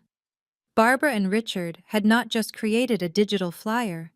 They had initiated a massive, unescapable group text that included over 60 people. The participant list was a who is who of their suburban country club elite extended family members who had always treated me with polite indifference and various business associates my father wanted to impress. My phone vibrated on the mahogany desk. I picked it up and opened the sprawling group chat. Barbara was in her element, firing off messages with a frantic, boastful energy. "We are just so incredibly blessed," Barbara texted the massive group. Richard and I always knew our sacrifices would pay off. Our brilliant son Preston orchestrated the most magnificent real estate deal, securing this multi-million-dollar Malibu estate entirely in cash. He is an absolute financial prodigy. We cannot wait to host you all this Saturday for champagne and caviar by the ocean. The responses flooded in immediately. Aunts, uncles, and wealthy suburbanites sent a barrage of congratulations praising Preston's supposed business acumen and fawning over my parents' upgraded lifestyle. My father chimed in shortly after inflating the purchase price to $2.5 million just to feed his own massive ego.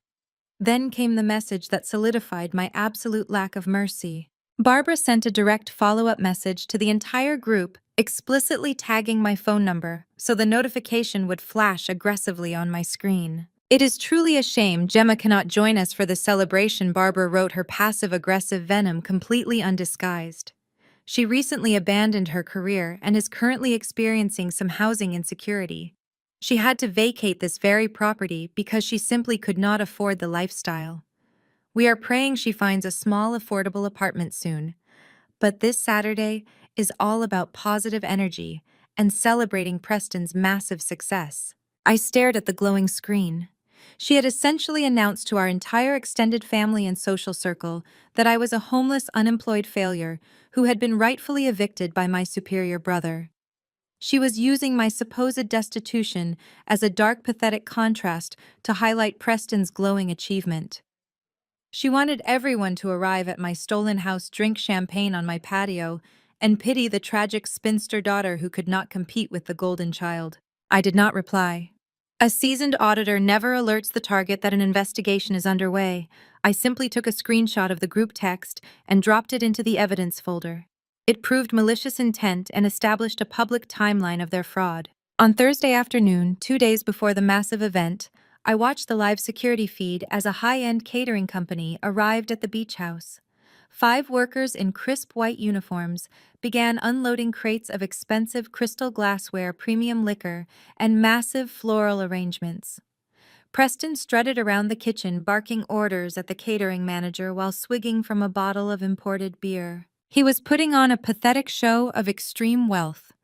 My audio receivers picked up his conversation with a couple of his sycophantic friends who had dropped by early to admire the property. "Yeah, the market is tough right now for amateurs," Preston boasted loudly, leaning against the marble island he had tried to evict me from. "But when you have the right offshore connections and serious liquid capital, you can bypass the traditional banking bottlenecks." I basically handed my parents this estate. I am using the rest of the investment capital to launch my new tech incubator. The returns are going to be astronomical. His friends nodded enthusiastically, completely blinded by the ocean view and the free alcohol.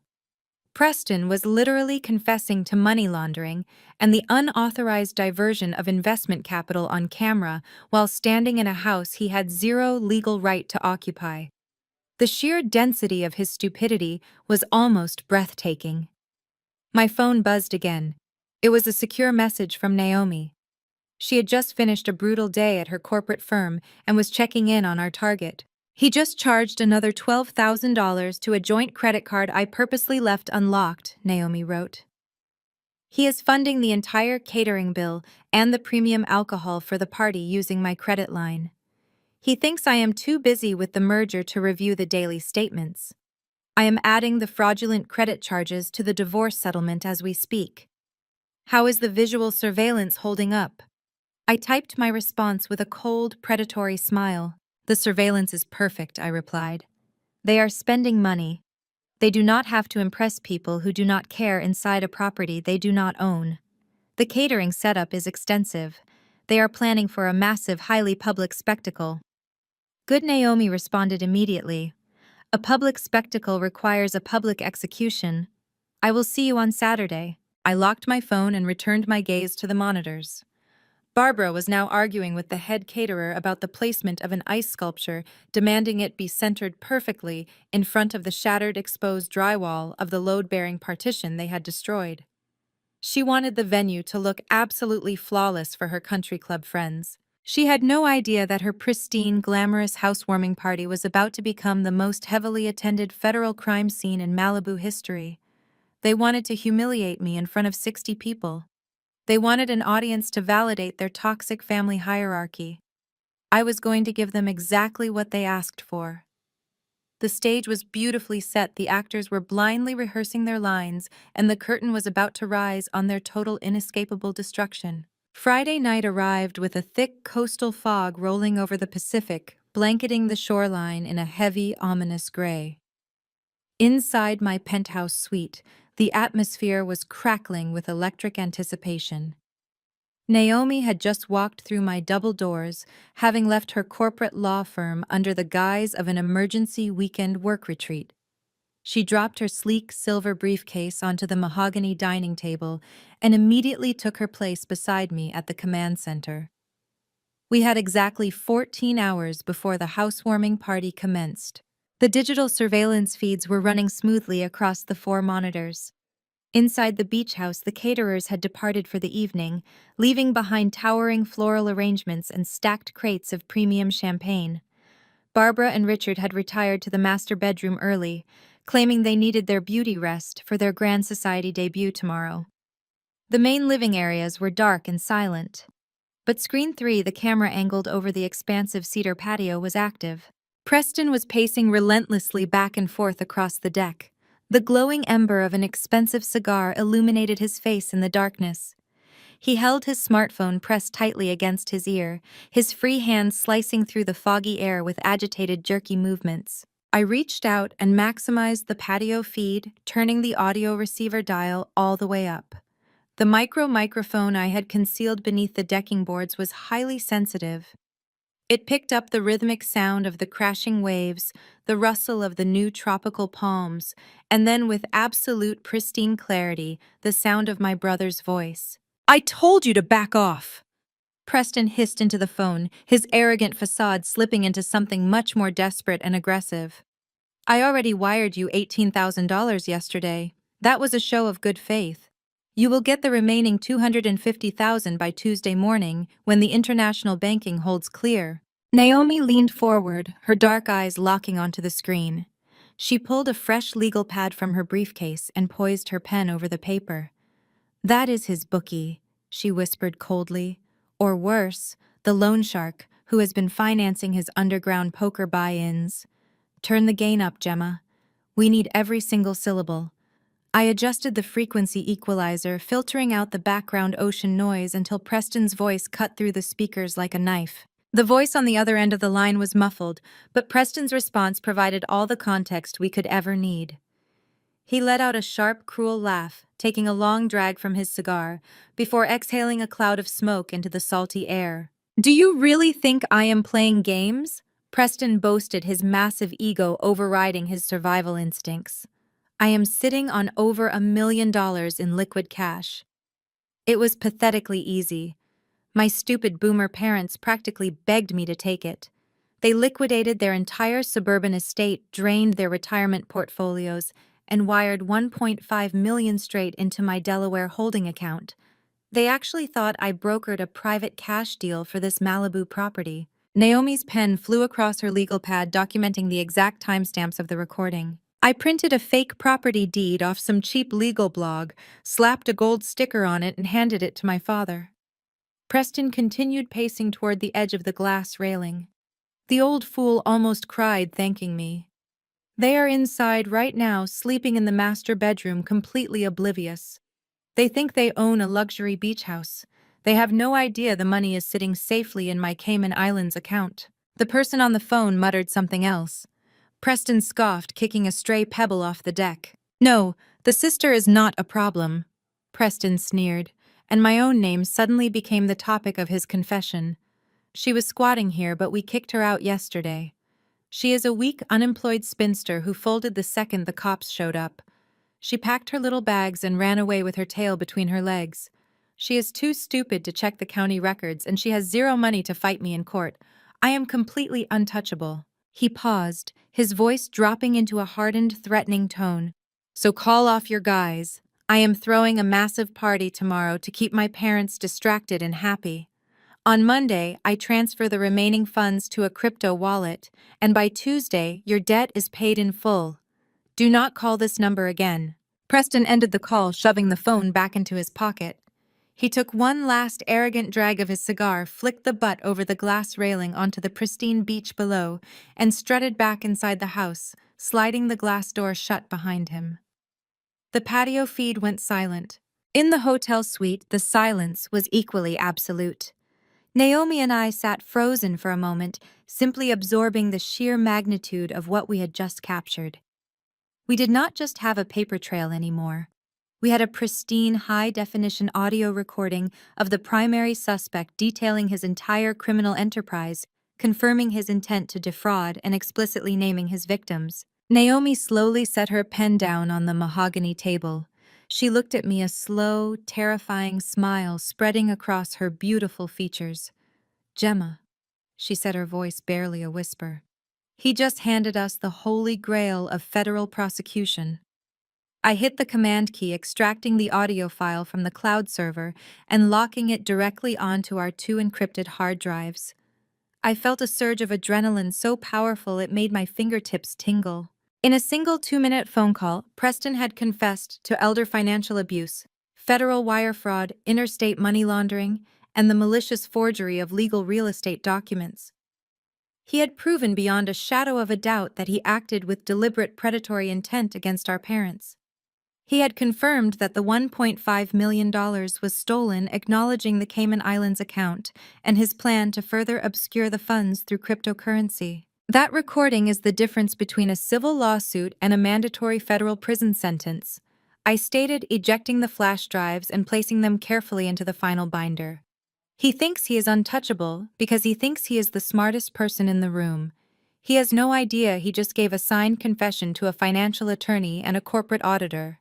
Naomi snapped her silver briefcase shut, locking the duplicate evidence files securely inside. "We have the financial trace. We have the fraudulent deed. We have the proof of property destruction. And now we have the audio confession. The dossier is flawless." I looked at the digital clock on my laptop screen. It was almost midnight. The housewarming party was scheduled to begin at exactly 1 o'clock tomorrow afternoon. My parents were asleep in my house, dreaming of their high society debut. Preston was asleep in my guest room, dreaming of his offshore wealth. "It is time to make the call," I said, reaching for my cell phone. Naomi nodded, her eyes flashing with anticipation. "Make the call, Gemma. Let us burn his empire to the ground." I picked up my smartphone and dialed a secure number I had acquired during my years investigating corporate embezzlement in Chicago. Agent Harrison was a senior investigator in the Federal Bureau of Investigation, White-Collar Crime Division, based out of Los Angeles. We had collaborated on a massive pharmaceutical audit 3 years ago. He respected my meticulous forensic accounting, and I respected his absolute lack of mercy for financial predators. Harrison answered on the second ring. I told him I had a fully packaged wire fraud and international money laundering case, complete with a crystal-clear audio confession and offshore routing data. He told me to be at the Federal Building at 7 in the morning on Saturday. The sun was just rising over downtown Los Angeles when Naomi and I walked through the heavy glass doors of the Federal Building. We were escorted to a sterile, windowless briefing room on the 5th floor. Agent Harrison walked in carrying a cup of black coffee. He looked tired but exceptionally sharp. I slid the primary black binder across the metal table. Naomi placed a digital tablet next to it, preloaded with the audio file. We sat back and let Harrison do his job. He opened the binder. For 20 agonizing minutes, the only sound in the room was the turning of crisp paper and his occasional sharp intake of breath. He reviewed the fake California grant deed, the Delaware Shell Company Incorporation, and my intricate map of the cryptocurrency layering. Then Naomi tapped the screen of the tablet, playing Preston's arrogant patio confession. Harrison listened to my brother brag about duping our parents and washing the stolen cash. When the recording finally ended, Harrison slowly closed the binder. He looked at us with a mixture of professional awe and deadly serious intent. "You two basically did my entire department's job in 48 hours, Harrison said, pulling his cell phone from his jacket. This is not just wire fraud. This is elder financial abuse forgery and international money laundering. I am waking up a federal magistrate judge right now. Naomi leaned forward, her charcoal suit perfectly crisp under the harsh fluorescent lights. We need the arrest to happen today, Agent Harrison, she stated with absolute legal authority. The target is hosting a massive gathering at 1 this afternoon at the Malibu property he fraudulently claimed to purchase. He intends to move the funds to an untraceable crypto wallet by Monday. If you raid the housewarming party today, you catch him entirely off guard, seize his electronic devices before he can wipe them, and legally secure the remaining stolen funds. Harrison did not need convincing. A highly public arrest with a maximum element of surprise was a tactical dream for federal agents. He left the room for an hour. When he returned, he held a stack of freshly printed documents. They were federal search and arrest warrants. A magistrate judge had reviewed our ironclad dossier and signed off on all of them immediately. The offshore accounts in the Cayman Islands were officially frozen pending federal seizure. The dominoes were meticulously set up, and the trap was permanently locked. I stood up and shook Harrison's hand. The legal machinery was now in motion. My family had spent the entire morning preparing for the social event of the season, completely unaware that federal agents were currently reviewing the floor plans to my beach house. By noon, the Malibu property had been completely transformed into a spectacle of unearned extravagance. Naomi and I sat in my hotel suite watching the high-definition security feeds as the invasion of high society guests began. A fleet of luxury vehicles lined the private driveway, and a valet service my parents had inexplicably hired was frantically trying to manage the overflow of sports cars and luxury sedans. Inside my home, the scene was nauseating. The caterers had erected a massive cascading champagne fountain right in the center of the kitchen, strategically positioned to draw attention away from the exposed, jagged drywall where Preston had demolished my load-bearing wall. Over 50 guests milled about the open floor plan and spilled out onto the cedar patio. They were draped in designer resort wear, clinking crystal glasses, and marveling at the breathtaking ocean views. Barbara was in her absolute element. She floated through the crowd in a flowing white linen dress, holding a flute of expensive champagne, and graciously accepting compliments that she had absolutely no right to claim. The audio receivers picked up every word of her self-indulgent performance. "Oh, thank you so much," Barbara gushed to a group of wealthy country club acquaintances. "Richard and I just fell in love with the architecture. We simply had to have it. Of course, we never could have navigated the cash acquisition without our brilliant son. Preston has such an incredible mind for real estate investment." Richard was holding court near the wet bar, slapping the backs of his former business associates and laughing loudly. He proudly pointed out the modifications they planned to make, bragging about tearing down walls and ripping up imported floors, as if the destruction of property was a badge of honor. Naturally, it did not take long for my name to be dragged through the mud. A curious aunt asked Barbara where I was noting my suspicious absence from such a major family milestone. I watched my mother wave her hand dismissively, her face twisting into a mask of theatrical pity. "Gemma is going through a very difficult, very messy transition right now." Barbara sighed loudly, ensuring everyone in her immediate circle could hear. She completely fell apart under the pressure of her corporate job and had to resign. She was actually renting a small room nearby, but she could not manage the expenses and had to vacate. We offered to let her stay in our guest house, but she was just too bitter and jealous of Preston's massive success to accept our charity. It is a tragedy, really, but some people simply cannot handle seeing their younger siblings thrive. The guests murmured in sympathetic agreement, praising Barbara for her saintly patience with such a difficult, ungrateful daughter. Preston strutted past the group, soaking up the admiring glances and playing the part of the humble self-made millionaire perfectly. He mingled with the crowd, clinking glasses and accepting praise for a financial victory that was entirely fabricated. Naomi closed her laptop and stood up, adjusting the lapels of her flawless charcoal suit. She looked at the monitors one last time, her expression completely devoid of mercy. They have had their fun. I grabbed my car keys and smoothed the fabric of my crimson silk dress. It was time to crash the party. The coastal drive took less than 10 minutes.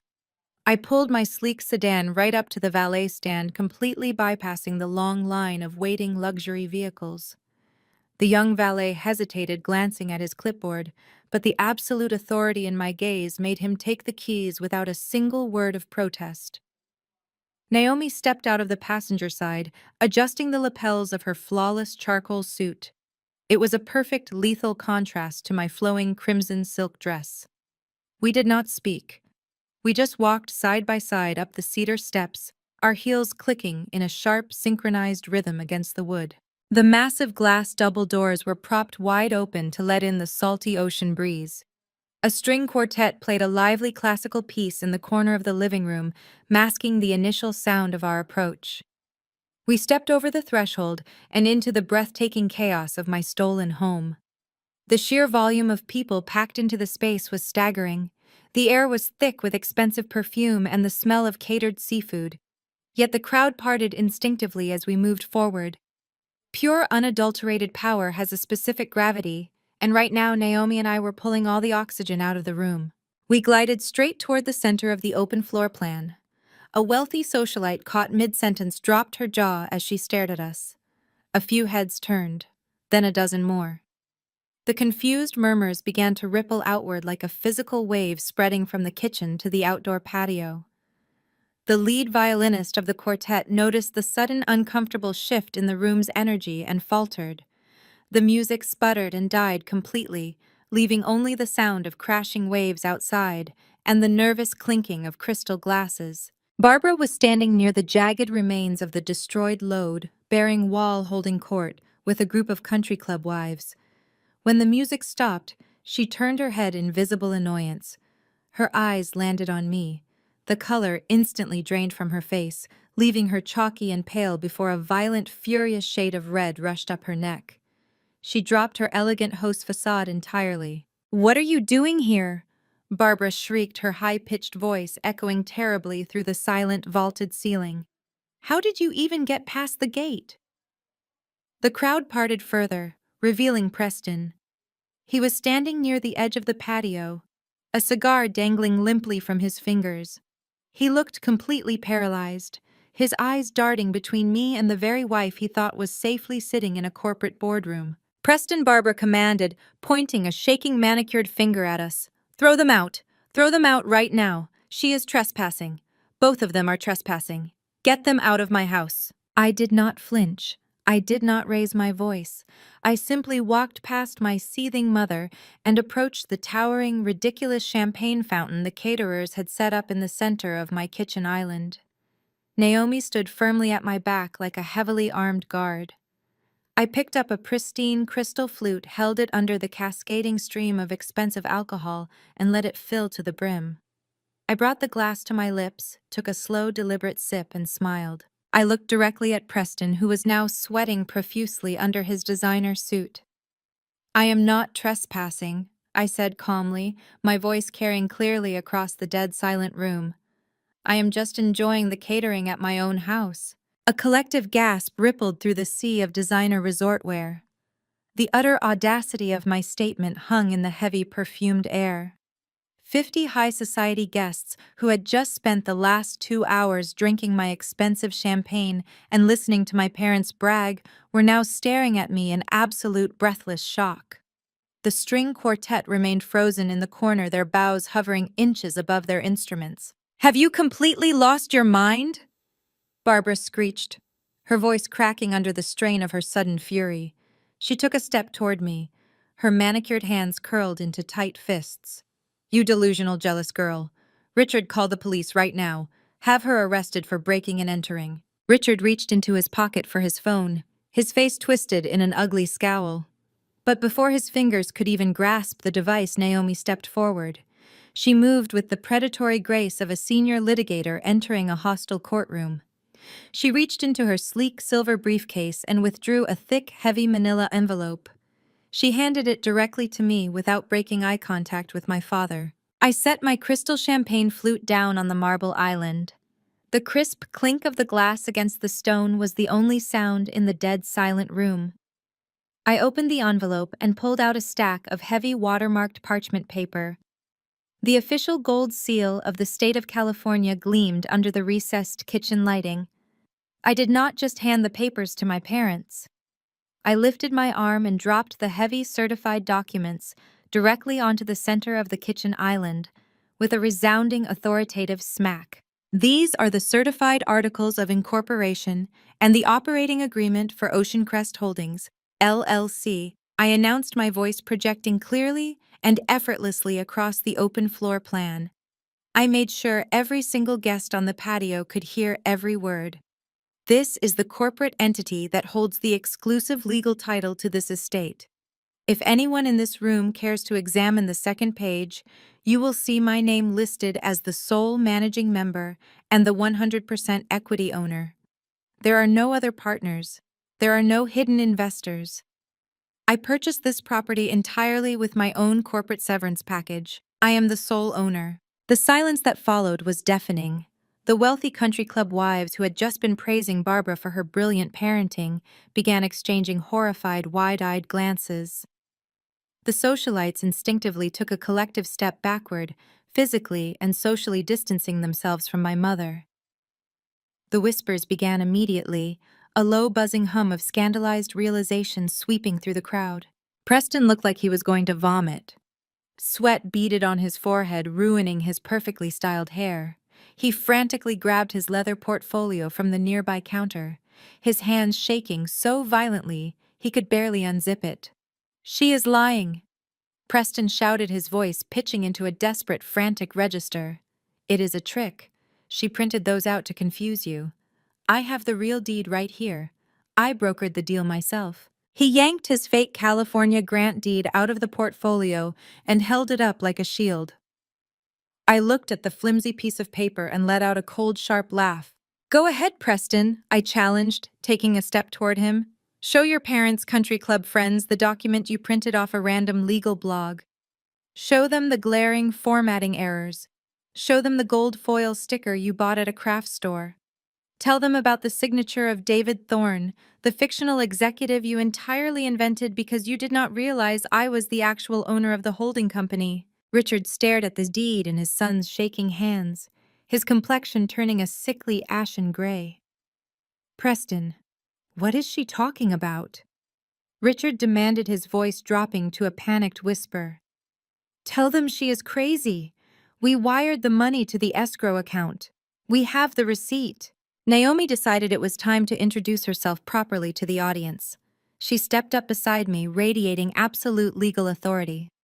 "For those of you who do not know me, I am Naomi, a senior financial attorney at one of the top corporate law firms in Los Angeles. I am also, regrettably, Preston's wife." The crowd murmured in shock again.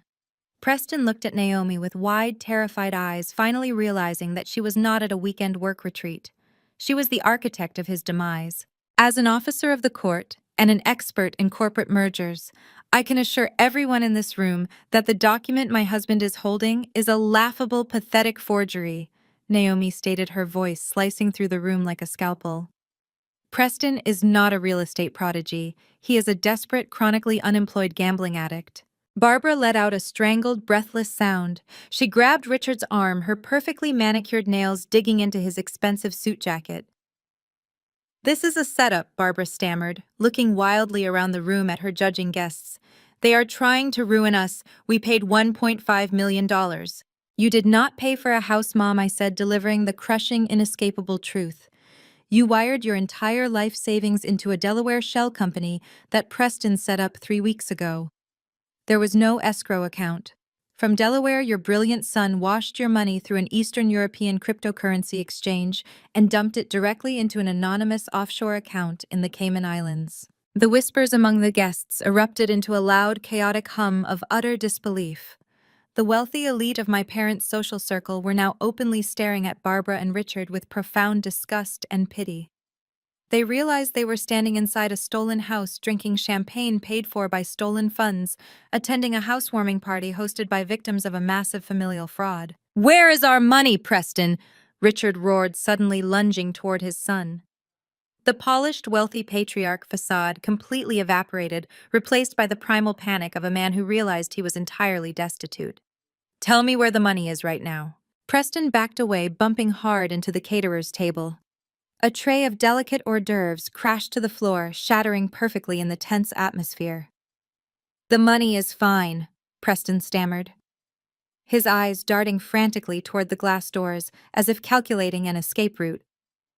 "It is just an investment. I was going to pay you back with the returns." "He lost it," Naomi interjected coldly. "He owed hundreds of thousands of dollars to underground betting syndicates. He used your retirement funds to pay off aggressive loan sharks and save his own kneecaps. He stole your money because he had already drained my personal bank accounts, and he knew I was preparing to serve him with divorce papers." Barbara let out a piercing, agonizing scream. Her legs gave out from under her, and she collapsed onto the floor of my kitchen, weeping hysterically into her hands. The fabulous, arrogant woman who had threatened to throw me out on the street 24 hours ago was now a crumpled, homeless mess, crying on my imported hardwood floors. The guests began grabbing their designer purses and making a rapid, highly uncomfortable mass exodus toward the front door. Nobody wanted to be associated with this level of catastrophic social and financial ruin. The grand housewarming party was disintegrating in real time, transforming into a humiliating, highly public spectacle of total devastation. I stood perfectly still, watching my parents' world burn to the ground. They had blindly trusted the golden child, and he had dragged them straight into hell. Preston stood frozen amid the wreckage of his shattered ego. The remaining guests were practically trampling each other to reach the front door, eager to escape the radioactive fallout of our family disaster.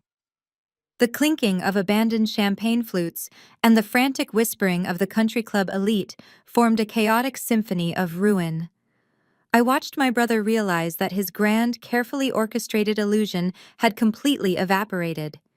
He was no longer the brilliant financial prodigy. He was a cornered animal, exposed and utterly defenseless. His eyes darted wildly around the kitchen, landing on the certified corporate documents resting on the marble island. Then his gaze snapped to me. The sheer panic in his expression rapidly morphed into something much more dangerous. It was raw, unadulterated primal rage. He had spent his entire life being coddled, protected, and elevated above me. The realization that I was the architect of his absolute destruction finally broke whatever fragile restraint he had left. "You ruined everything," Preston snarled, his voice guttural and dripping with venom. "You set me up. You planned this just to humiliate me because you have always been a jealous, bitter failure." He lunged forward, his hands curled into tight, violent fists, aiming directly for me. I did not flinch. I did not step back. I had anticipated a physical outburst from a man who had just lost $1 million and his freedom in the span of 5 minutes. Naomi immediately shifted her stance, preparing to intercept him, but neither of us needed to raise a hand. Before Preston could clear the space between the kitchen island and my position, a deafening screech of heavy tires tore through the coastal air. The sound of multiple high-powered engines roaring down the private access road violently interrupted his attack. Through the expansive open-glass doors of the living room, I watched 3 massive, heavily armored black SUVs skid to a halt on the crushed stone driveway, completely blocking the exit of the fleeing catering vans and luxury sedans. The heavy doors of the SUVs swung open with aggressive, synchronized precision. Over a dozen men and women wearing tactical gear and dark windbreakers emblazoned with bold yellow FBI lettering swarmed out of the vehicles. They moved with absolute terrifying efficiency, fanning out across the manicured lawn and surging up the cedar steps. "Federal agents." "Nobody move," a booming, authoritative voice commanded, echoing through the vaulted ceilings of my architectural estate. "Keep your hands visible and step away from the exits." The remaining high society guests shrieked in genuine terror. Wealthy socialites dropped their designer purses and pressed themselves against the far walls, completely horrified by the sudden aggressive intrusion of federal law enforcement into their exclusive afternoon gathering. Barbara, still weeping on the hardwood floor, let out a piercing scream of pure panic, burying her face in her hands. Richard stood paralyzed near the wet bar, his face completely drained of blood, looking like a man who had just witnessed a ghost. Agent Harrison strode confidently through the front door, his badge prominently displayed on his belt. His sharp, calculating eyes immediately scanned the chaotic scene, locking onto me for a fraction of a second to confirm the situation was under control before pivoting his lethal focus entirely onto my brother. Preston Henderson. Agent Harrison announced, his voice slicing through the terrified whimpers of the crowd. You are under arrest for federal wire fraud, interstate money laundering, and the forgery of legal real estate documents. Preston's bravado vanished instantly. The arrogant, wealthy investor persona melted away, leaving behind a terrified, desperate criminal. He looked at the armed federal agents surrounding him, then looked at the open patio doors leading out to the beach staircase. In a final spectacularly foolish display of panic, Preston turned and bolted toward the ocean view deck. He did not even make it 3 steps. 2 federal agents intercepted his clumsy escape attempt with ruthless, practiced speed. One agent grabbed Preston by the shoulder of his expensive designer suit, twisting him around, while the second agent kicked the back of his knees, sending him crashing hard onto the polished cedar decking. The sickening thud of his body hitting the wood reverberated across the patio. It was a poetic, perfectly satisfying location for his takedown, right next to the jagged, exposed drywall of the load-bearing wall he had maliciously destroyed yesterday. "Get off me!" Preston wailed, struggling pathetically against the weight of the federal agents pinning him to the ground. I did not do anything. My parents gave me that money. It was a gift. They are lying. The sharp metallic click of heavy steel handcuffs ratcheting shut around his wrists cut off his frantic lies. The agents hauled him roughly to his feet, ignoring his desperate protests. They marched him back inside the house, forcing him to stand in the center of the kitchen island, completely restrained, surrounded by the horrified staring faces of my parents' wealthy country club friends. The absolute public humiliation was profound. The golden child was being paraded like a common thief in front of the very audience he had invited to witness his triumph. Agent Harrison pulled a folded warrant from his jacket pocket and handed it to one of his deputies, instructing them to begin securing any electronic devices, cell phones, and laptops found on the premises. The net had officially closed. I stood silently next to the marble counter, watching the glorious, undeniable execution of justice. But the performance was not quite over. Naomi had been waiting patiently for this exact moment. She smoothed the front of her impeccable charcoal pantsuit, picked up her sleek silver briefcase from the counter, and walked slowly toward her handcuffed husband. The crowd held its collective breath. Richard and Barbara watched in stunned silence as their daughter-in-law, a senior corporate attorney, approached the federal custody scene with a look of terrifying, absolute calm. Preston looked at Naomi, a flicker of desperate hope returning to his panicked eyes. "Naomi, tell them," he begged, his voice cracking. "Tell them this is a mistake. Call the partners at your firm. We need the best defense attorneys right now. Fix this." Naomi stopped just inches away from him. She did not raise her voice. She did not yell. She simply looked at him with an expression of pure, unadulterated contempt. She reached into her briefcase and pulled out the thick blue-bound legal document we had prepared in the coffee shop bunker. "I am not your defense attorney, Preston," Naomi stated, her voice carrying a lethal, icy clarity that made the federal agents pause and watch the exchange. "I am your victim. You stole $400,000 from my personal earnings to fund your pathetic gambling addiction. You compromised my home network to launder money you stole from your elderly parents. You brought federal agents to my doorstep." Preston stared at her, his jaw hanging slack, completely unable to process the betrayal. Naomi lifted the heavy blue document and slid it effortlessly into the breast pocket of Preston's ruined designer suit jacket. "You have been legally served," she announced coldly. "These are the finalized documents for the dissolution of our marriage, including a fault-based civil lawsuit for the financial damages you caused me. My legal team will freeze every single asset bearing your name by tomorrow morning. I am taking the house, the cars, and whatever dignity you have left. Do not ever contact me again." She turned her back on him instantly, walking away with the fierce, untouchable posture of a woman who had just excised a malignant tumor from her life. She took her place back beside me, a silent, powerful sentinel of justice. Preston sagged against the grip of the federal agents, his spirit visibly breaking as the totality of his destruction crashed down upon him. He had lost his fake millions. He had lost his freedom. He had lost his brilliant wife. And he had lost his unearned, inflated reputation in front of the most judgmental audience possible. "Take him out of here," Agent Harrison ordered, gesturing toward the front door. The agents shoved Preston forward, marching him past the shattered champagne fountain and out into the glaring Malibu sunlight straight toward the waiting black SUVs. The flashing red and blue lights illuminated the driveway, casting long, harsh shadows across my property. I watched my brother disappear into the back of a federal vehicle exactly where he belonged. The immediate threat was gone, but the aftermath of his radioactive greed remained. I turned my attention back to the center of the room. Barbara and Richard were still huddled on the floor. Their country club friends had fled to the edges of the property, and the stark, brutal reality of their situation was finally beginning to set in. The federal raid had successfully removed the parasite, but now I had to deal with the people who had nurtured him. The few remaining party guests stood completely paralyzed near the edges of the room. They were forced to witness the utter collapse of a family they had envied just an hour ago. Richard remained glued to the floor near the shattered remnants of the champagne fountain.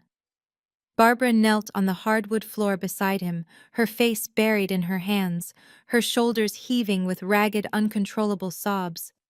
The illusion of their massive wealth and superior intellect had been violently stripped away, leaving them completely exposed.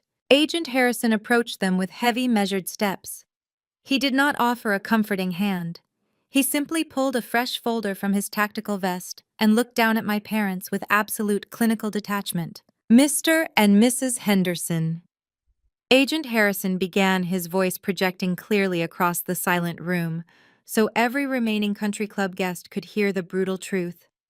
"I need you to listen to me very carefully. You are currently the victims of a massive coordinated federal wire fraud scheme orchestrated by your son."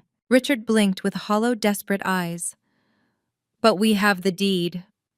Richard stammered, his voice cracking under the weight of his denial.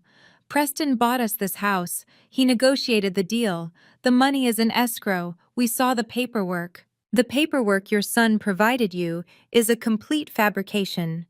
You did not buy a house in Malibu today, sir. This property legally belongs to your daughter Gemma under a highly secured corporate holding company. Preston used her vacant rental home as a physical prop to convince you to liquidate your assets." Barbara lifted her tear-stained face. "No, that cannot be true," she wailed, her voice echoing painfully through the vaulted ceilings. "We wired him $1.5 million. Our entire life savings, the sale of our suburban estate. He told us it was a direct transfer to the seller." Harrison pulled out the exact financial tracing documents Naomi and I had meticulously prepared in my hotel suite. "You did not wire a single dime to a legitimate real estate holding company," Harrison stated, dropping the brutal reality directly onto them.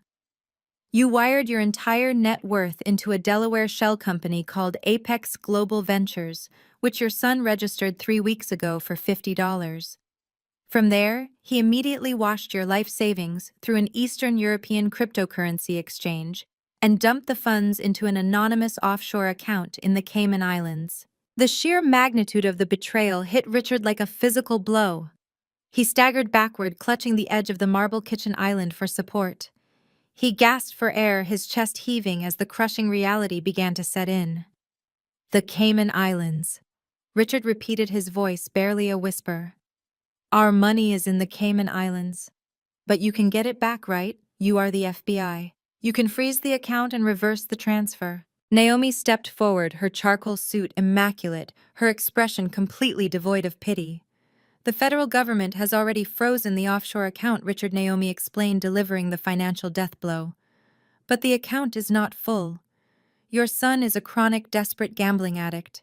He owed hundreds of thousands of dollars to violent underground betting syndicates. The second your money hit that offshore account, he started aggressively paying off his massive debts to save his own life. The money is gone." Barbara let out a piercing, agonizing scream that chilled my blood. She grabbed fistfuls of her own hair, rocking back and forth on the floor in pure, unadulterated anguish. Our house, Barbara sobbed hysterically. We sold our beautiful home. We sold everything we worked 40 years for. We gave it all to him. We have nothing left. We are homeless. The wealthy socialites who had stayed behind whispered amongst themselves, their eyes wide with profound horror. They were watching a prominent, arrogant couple realize they had willfully handed their entire future to a criminal and were now entirely destitute. "You gave him everything because you thought he was better than me," I said quietly, stepping into their line of sight.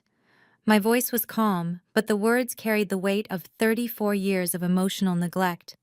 You liquidated your entire existence because you blindly trusted a man who has never held a job simply because he was your golden child. You let him convince you that I was a failure, and you were so eager to believe it that you walked straight into his trap. Richard looked at me, his eyes filled with a desperate, pathetic pleading I had never seen before. "Gemma, please," he begged, tears finally spilling over his wrinkled cheeks. "You have to help us. We have nowhere to go. We have no money. You own this house. You have to let us stay here. We are your parents." Agent Harrison cleared his throat, interrupting my father's pathetic plea. "Actually, sir, that brings us to the final matter of business. You and your wife are currently trespassing on private property. The owner of this estate has not authorized your presence, and you have caused significant malicious structural damage to the premises by removing a load-bearing wall without a permit." Harrison pointed toward the jagged, gaping hole in the drywall that Preston and Richard had enthusiastically smashed with sledgehammers just a few days ago. "You are facing severe civil liability for the destruction of this property," Harrison continued relentlessly. "And because you have no legal right to occupy this residence, I am officially instructing you to vacate the premises immediately. If you refuse to leave, my deputies will place you under arrest for criminal trespassing." The absolute crushing totality of their ruin settled over the room. Barbara and Richard had not just lost their money. They had lost their home, their social standing, their golden child, and any remaining shred of their dignity. They were standing in the wreckage of a life they had destroyed with their own toxic favoritism. They had bet their entire existence on Preston, and the house had finally won. I stood perfectly still, watching my parents process the horrifying fact that they were completely at my mercy. I had the power to save them. I had the financial means to shelter them. But after a lifetime of being treated like a disposable asset, I had absolutely no intention of offering them a lifeline. They had made their choices, and now they were going to have to live with the absolute devastating consequences. Barbara dragged herself forward across the polished oak floor, closing the short distance between us. Her expensive white linen dress was now wrinkled and stained with spilled champagne. She reached out with trembling manicured hands and desperately grabbed the fabric of my crimson silk dress. She was physically on her knees, looking up at me with a face entirely destroyed by panic and smeared mascara. "Gemma, please," Barbara wailed, her voice cracking into a pathetic, high-pitched sob. "You are my daughter, my sweet, beautiful girl. You cannot let them throw us out into the street. We have absolutely nothing left. Your brother took everything. We have no money, no retirement, no home. You have to let us stay here. We are family. Blood is thicker than water." I looked down at the woman who had spent 34 years treating me like an emotional punching bag. I calmly reached down, grasped her wrists, and physically removed her hands from my dress. I took a deliberate step back, severing the physical connection. "Blood is what you share with Preston," I replied, my voice echoing like ice through the silent, cavernous room. "And look exactly where your precious bloodline got you. You enabled a monster, and he rewarded you by completely ruining your life." Richard, the man who had constantly belittled my career and mocked my independence, suddenly fell to his knees right beside his wife. The proud, arrogant patriarch was entirely shattered. He clasped his hands together in a gesture of pure, unadulterated begging. "Gemma, I am begging you," Richard pleaded, his voice thick with tears. "We were wrong. We were so incredibly wrong about everything. Just let us stay in the guest house. We will not bother you. We will stay out of your way." You have so much room here. We just need a roof over our heads until we can figure something out. Please, Gemma, have some mercy. I stared at my father, feeling absolutely zero pity. Mercy, I asked, tilting my head slightly. That is a fascinating word for you to use.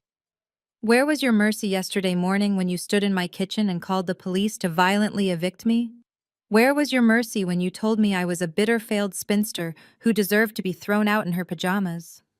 Where was your mercy when you watched Preston threaten me, knowing full well you were enabling my eviction from the very home I worked 80-hour weeks to afford? They had no answer. They simply kneeled on my floor, sobbing and trembling under the crushing weight of their own monumental hypocrisy. You did not care if I was homeless? I continued, my voice carrying the lethal precision of an auditor delivering a final damning report. You were perfectly happy to toss me out into the street to secure your own luxury. You bragged to your friends about stripping away my stability. You tore down my walls with a sledgehammer and mocked my life choices. You chose your side. I leaned down slightly, bringing my face level with my weeping mother. I locked eyes with her, ensuring she felt the absolute inescapable finality of my decision. When you called me on the phone to brag about taking my home, you made your position incredibly clear, I said softly, enunciating every single syllable. You told me you were taking the master bedroom. You told me to pack my bags. And you told me if you do not like it, you can find somewhere else. Barbara gasped, burying her face in her hands as her own venomous words were weaponized directly against her. Well, Mom, I whispered coldly, I highly suggest you go find somewhere else.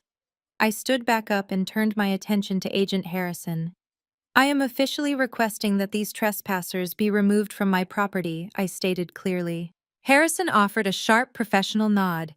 He signaled to the two local Malibu sheriff deputies who had arrived alongside the federal raid team.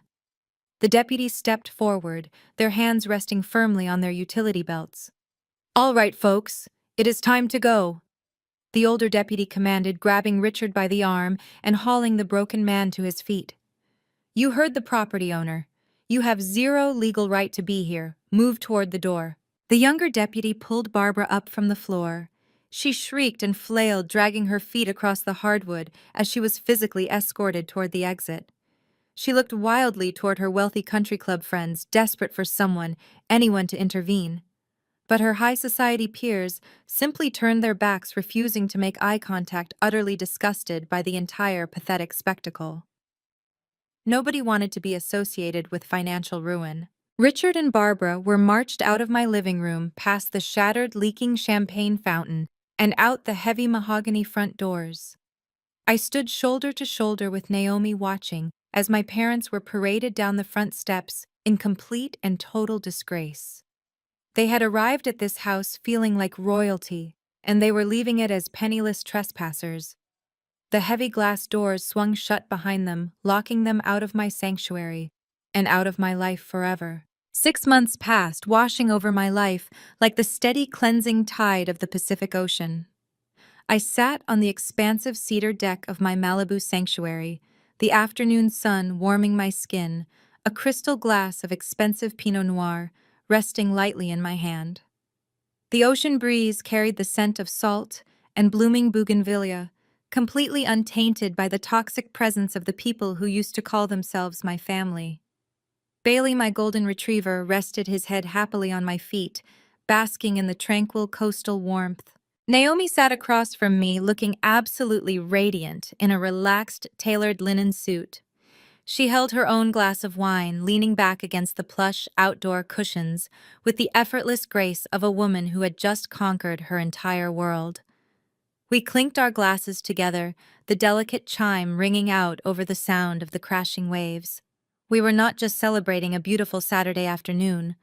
We were celebrating absolute, undisputed victory. The federal justice system moves with terrifying efficiency when handed a perfectly constructed, undeniable dossier. Preston did not even make it to a trial. Faced with the mountain of forensic accounting evidence, the fraudulent deed, and his own crystal-clear audio confession, his public defender forced him to accept a plea agreement. It was a complete, humiliating surrender. He pleaded guilty to federal wire fraud, international money laundering, and elder financial abuse. Right now, the former golden child of our family was residing in a federal correctional institution in the desert. He was serving a mandatory 7-year sentence. There were no luxury cars, no offshore accounts, and absolutely no wealthy investors to impress. His daily routine consisted of waking up at dawn, wearing a standard issue uniform, and working in the prison laundry facility for pennies an hour. The man who had mocked me for working 80-hour weeks was now spending the prime years of his life taking orders from federal guards. He had gambled his entire existence on his own inflated ego, and he had lost everything. Naomi had executed her own legal warfare with devastating precision. Her divorce was finalized with record speed. Because Preston had committed massive financial crimes and drained their marital assets to fund his illegal gambling rings, the judge granted Naomi everything. She retained full ownership of their Los Angeles home, her impressive investment portfolios, and her dignity. Furthermore, her brilliant handling of the situation had caught the attention of the senior managing partners at her law firm. Last month, Naomi was officially promoted to senior partner, cementing her status as one of the most formidable financial attorneys in the state. She was thriving completely unshackled from the dead weight of my brother. The fate of Barbara and Richard was entirely different and brutally poetic.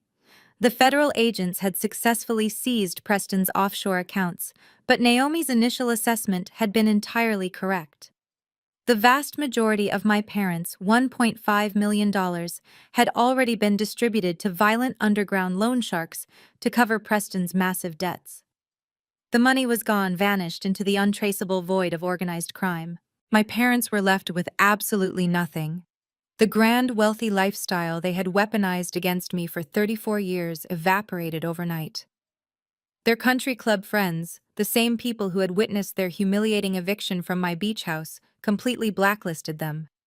Nobody in their elite suburban circle wanted anything to do with a couple who had been defrauded by their own son and publicly exposed as toxic, manipulative abusers. Without a home, without savings, and without any marketable skills, Barbara and Richard were forced to face the harsh, unforgiving reality of the working class they had always so arrogantly looked down upon. They currently rented a cramped one-bedroom apartment in a noisy, run-down neighborhood in the San Fernando Valley. It was a bleak, depressing complex overlooking a busy freeway intersection, a stark contrast to the sprawling suburban estates they were accustomed to.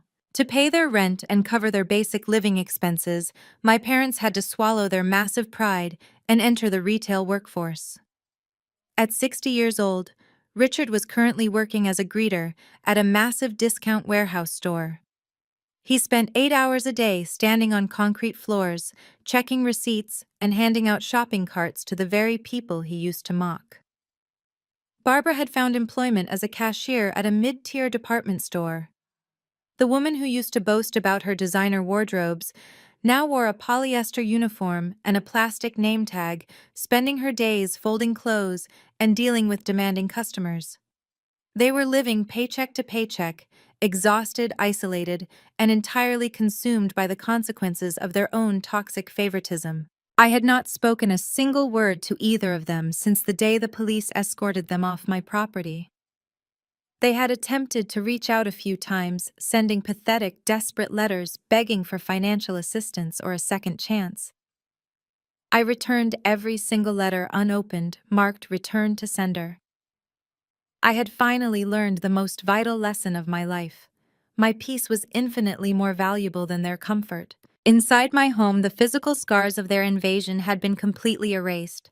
I hired a team of licensed, highly skilled contractors to repair the massive hole Preston and Richard had smashed into my house. Instead of rebuilding the solid cedar wall, I had them install a stunning floor-to-ceiling structural glass partition reinforced with architectural steel. It opened up the space beautifully, safely, and legally, allowing the ocean light to flood into the formal dining room. It was a daily physical reminder that I could take the damage they inflicted on me and transform it into something stronger and more beautiful. I had not returned to the grueling corporate grind in Chicago. Instead, I launched my own boutique auditing consultancy right here from my beach house.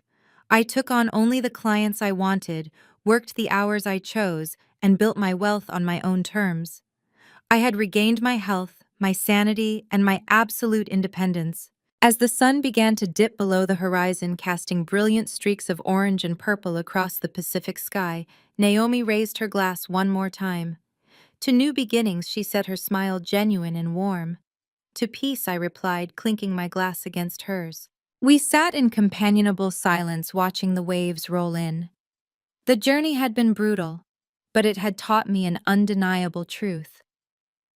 Blood does not automatically entitle anyone to your loyalty, your resources, or your sanity. You are allowed to set firm, impenetrable boundaries.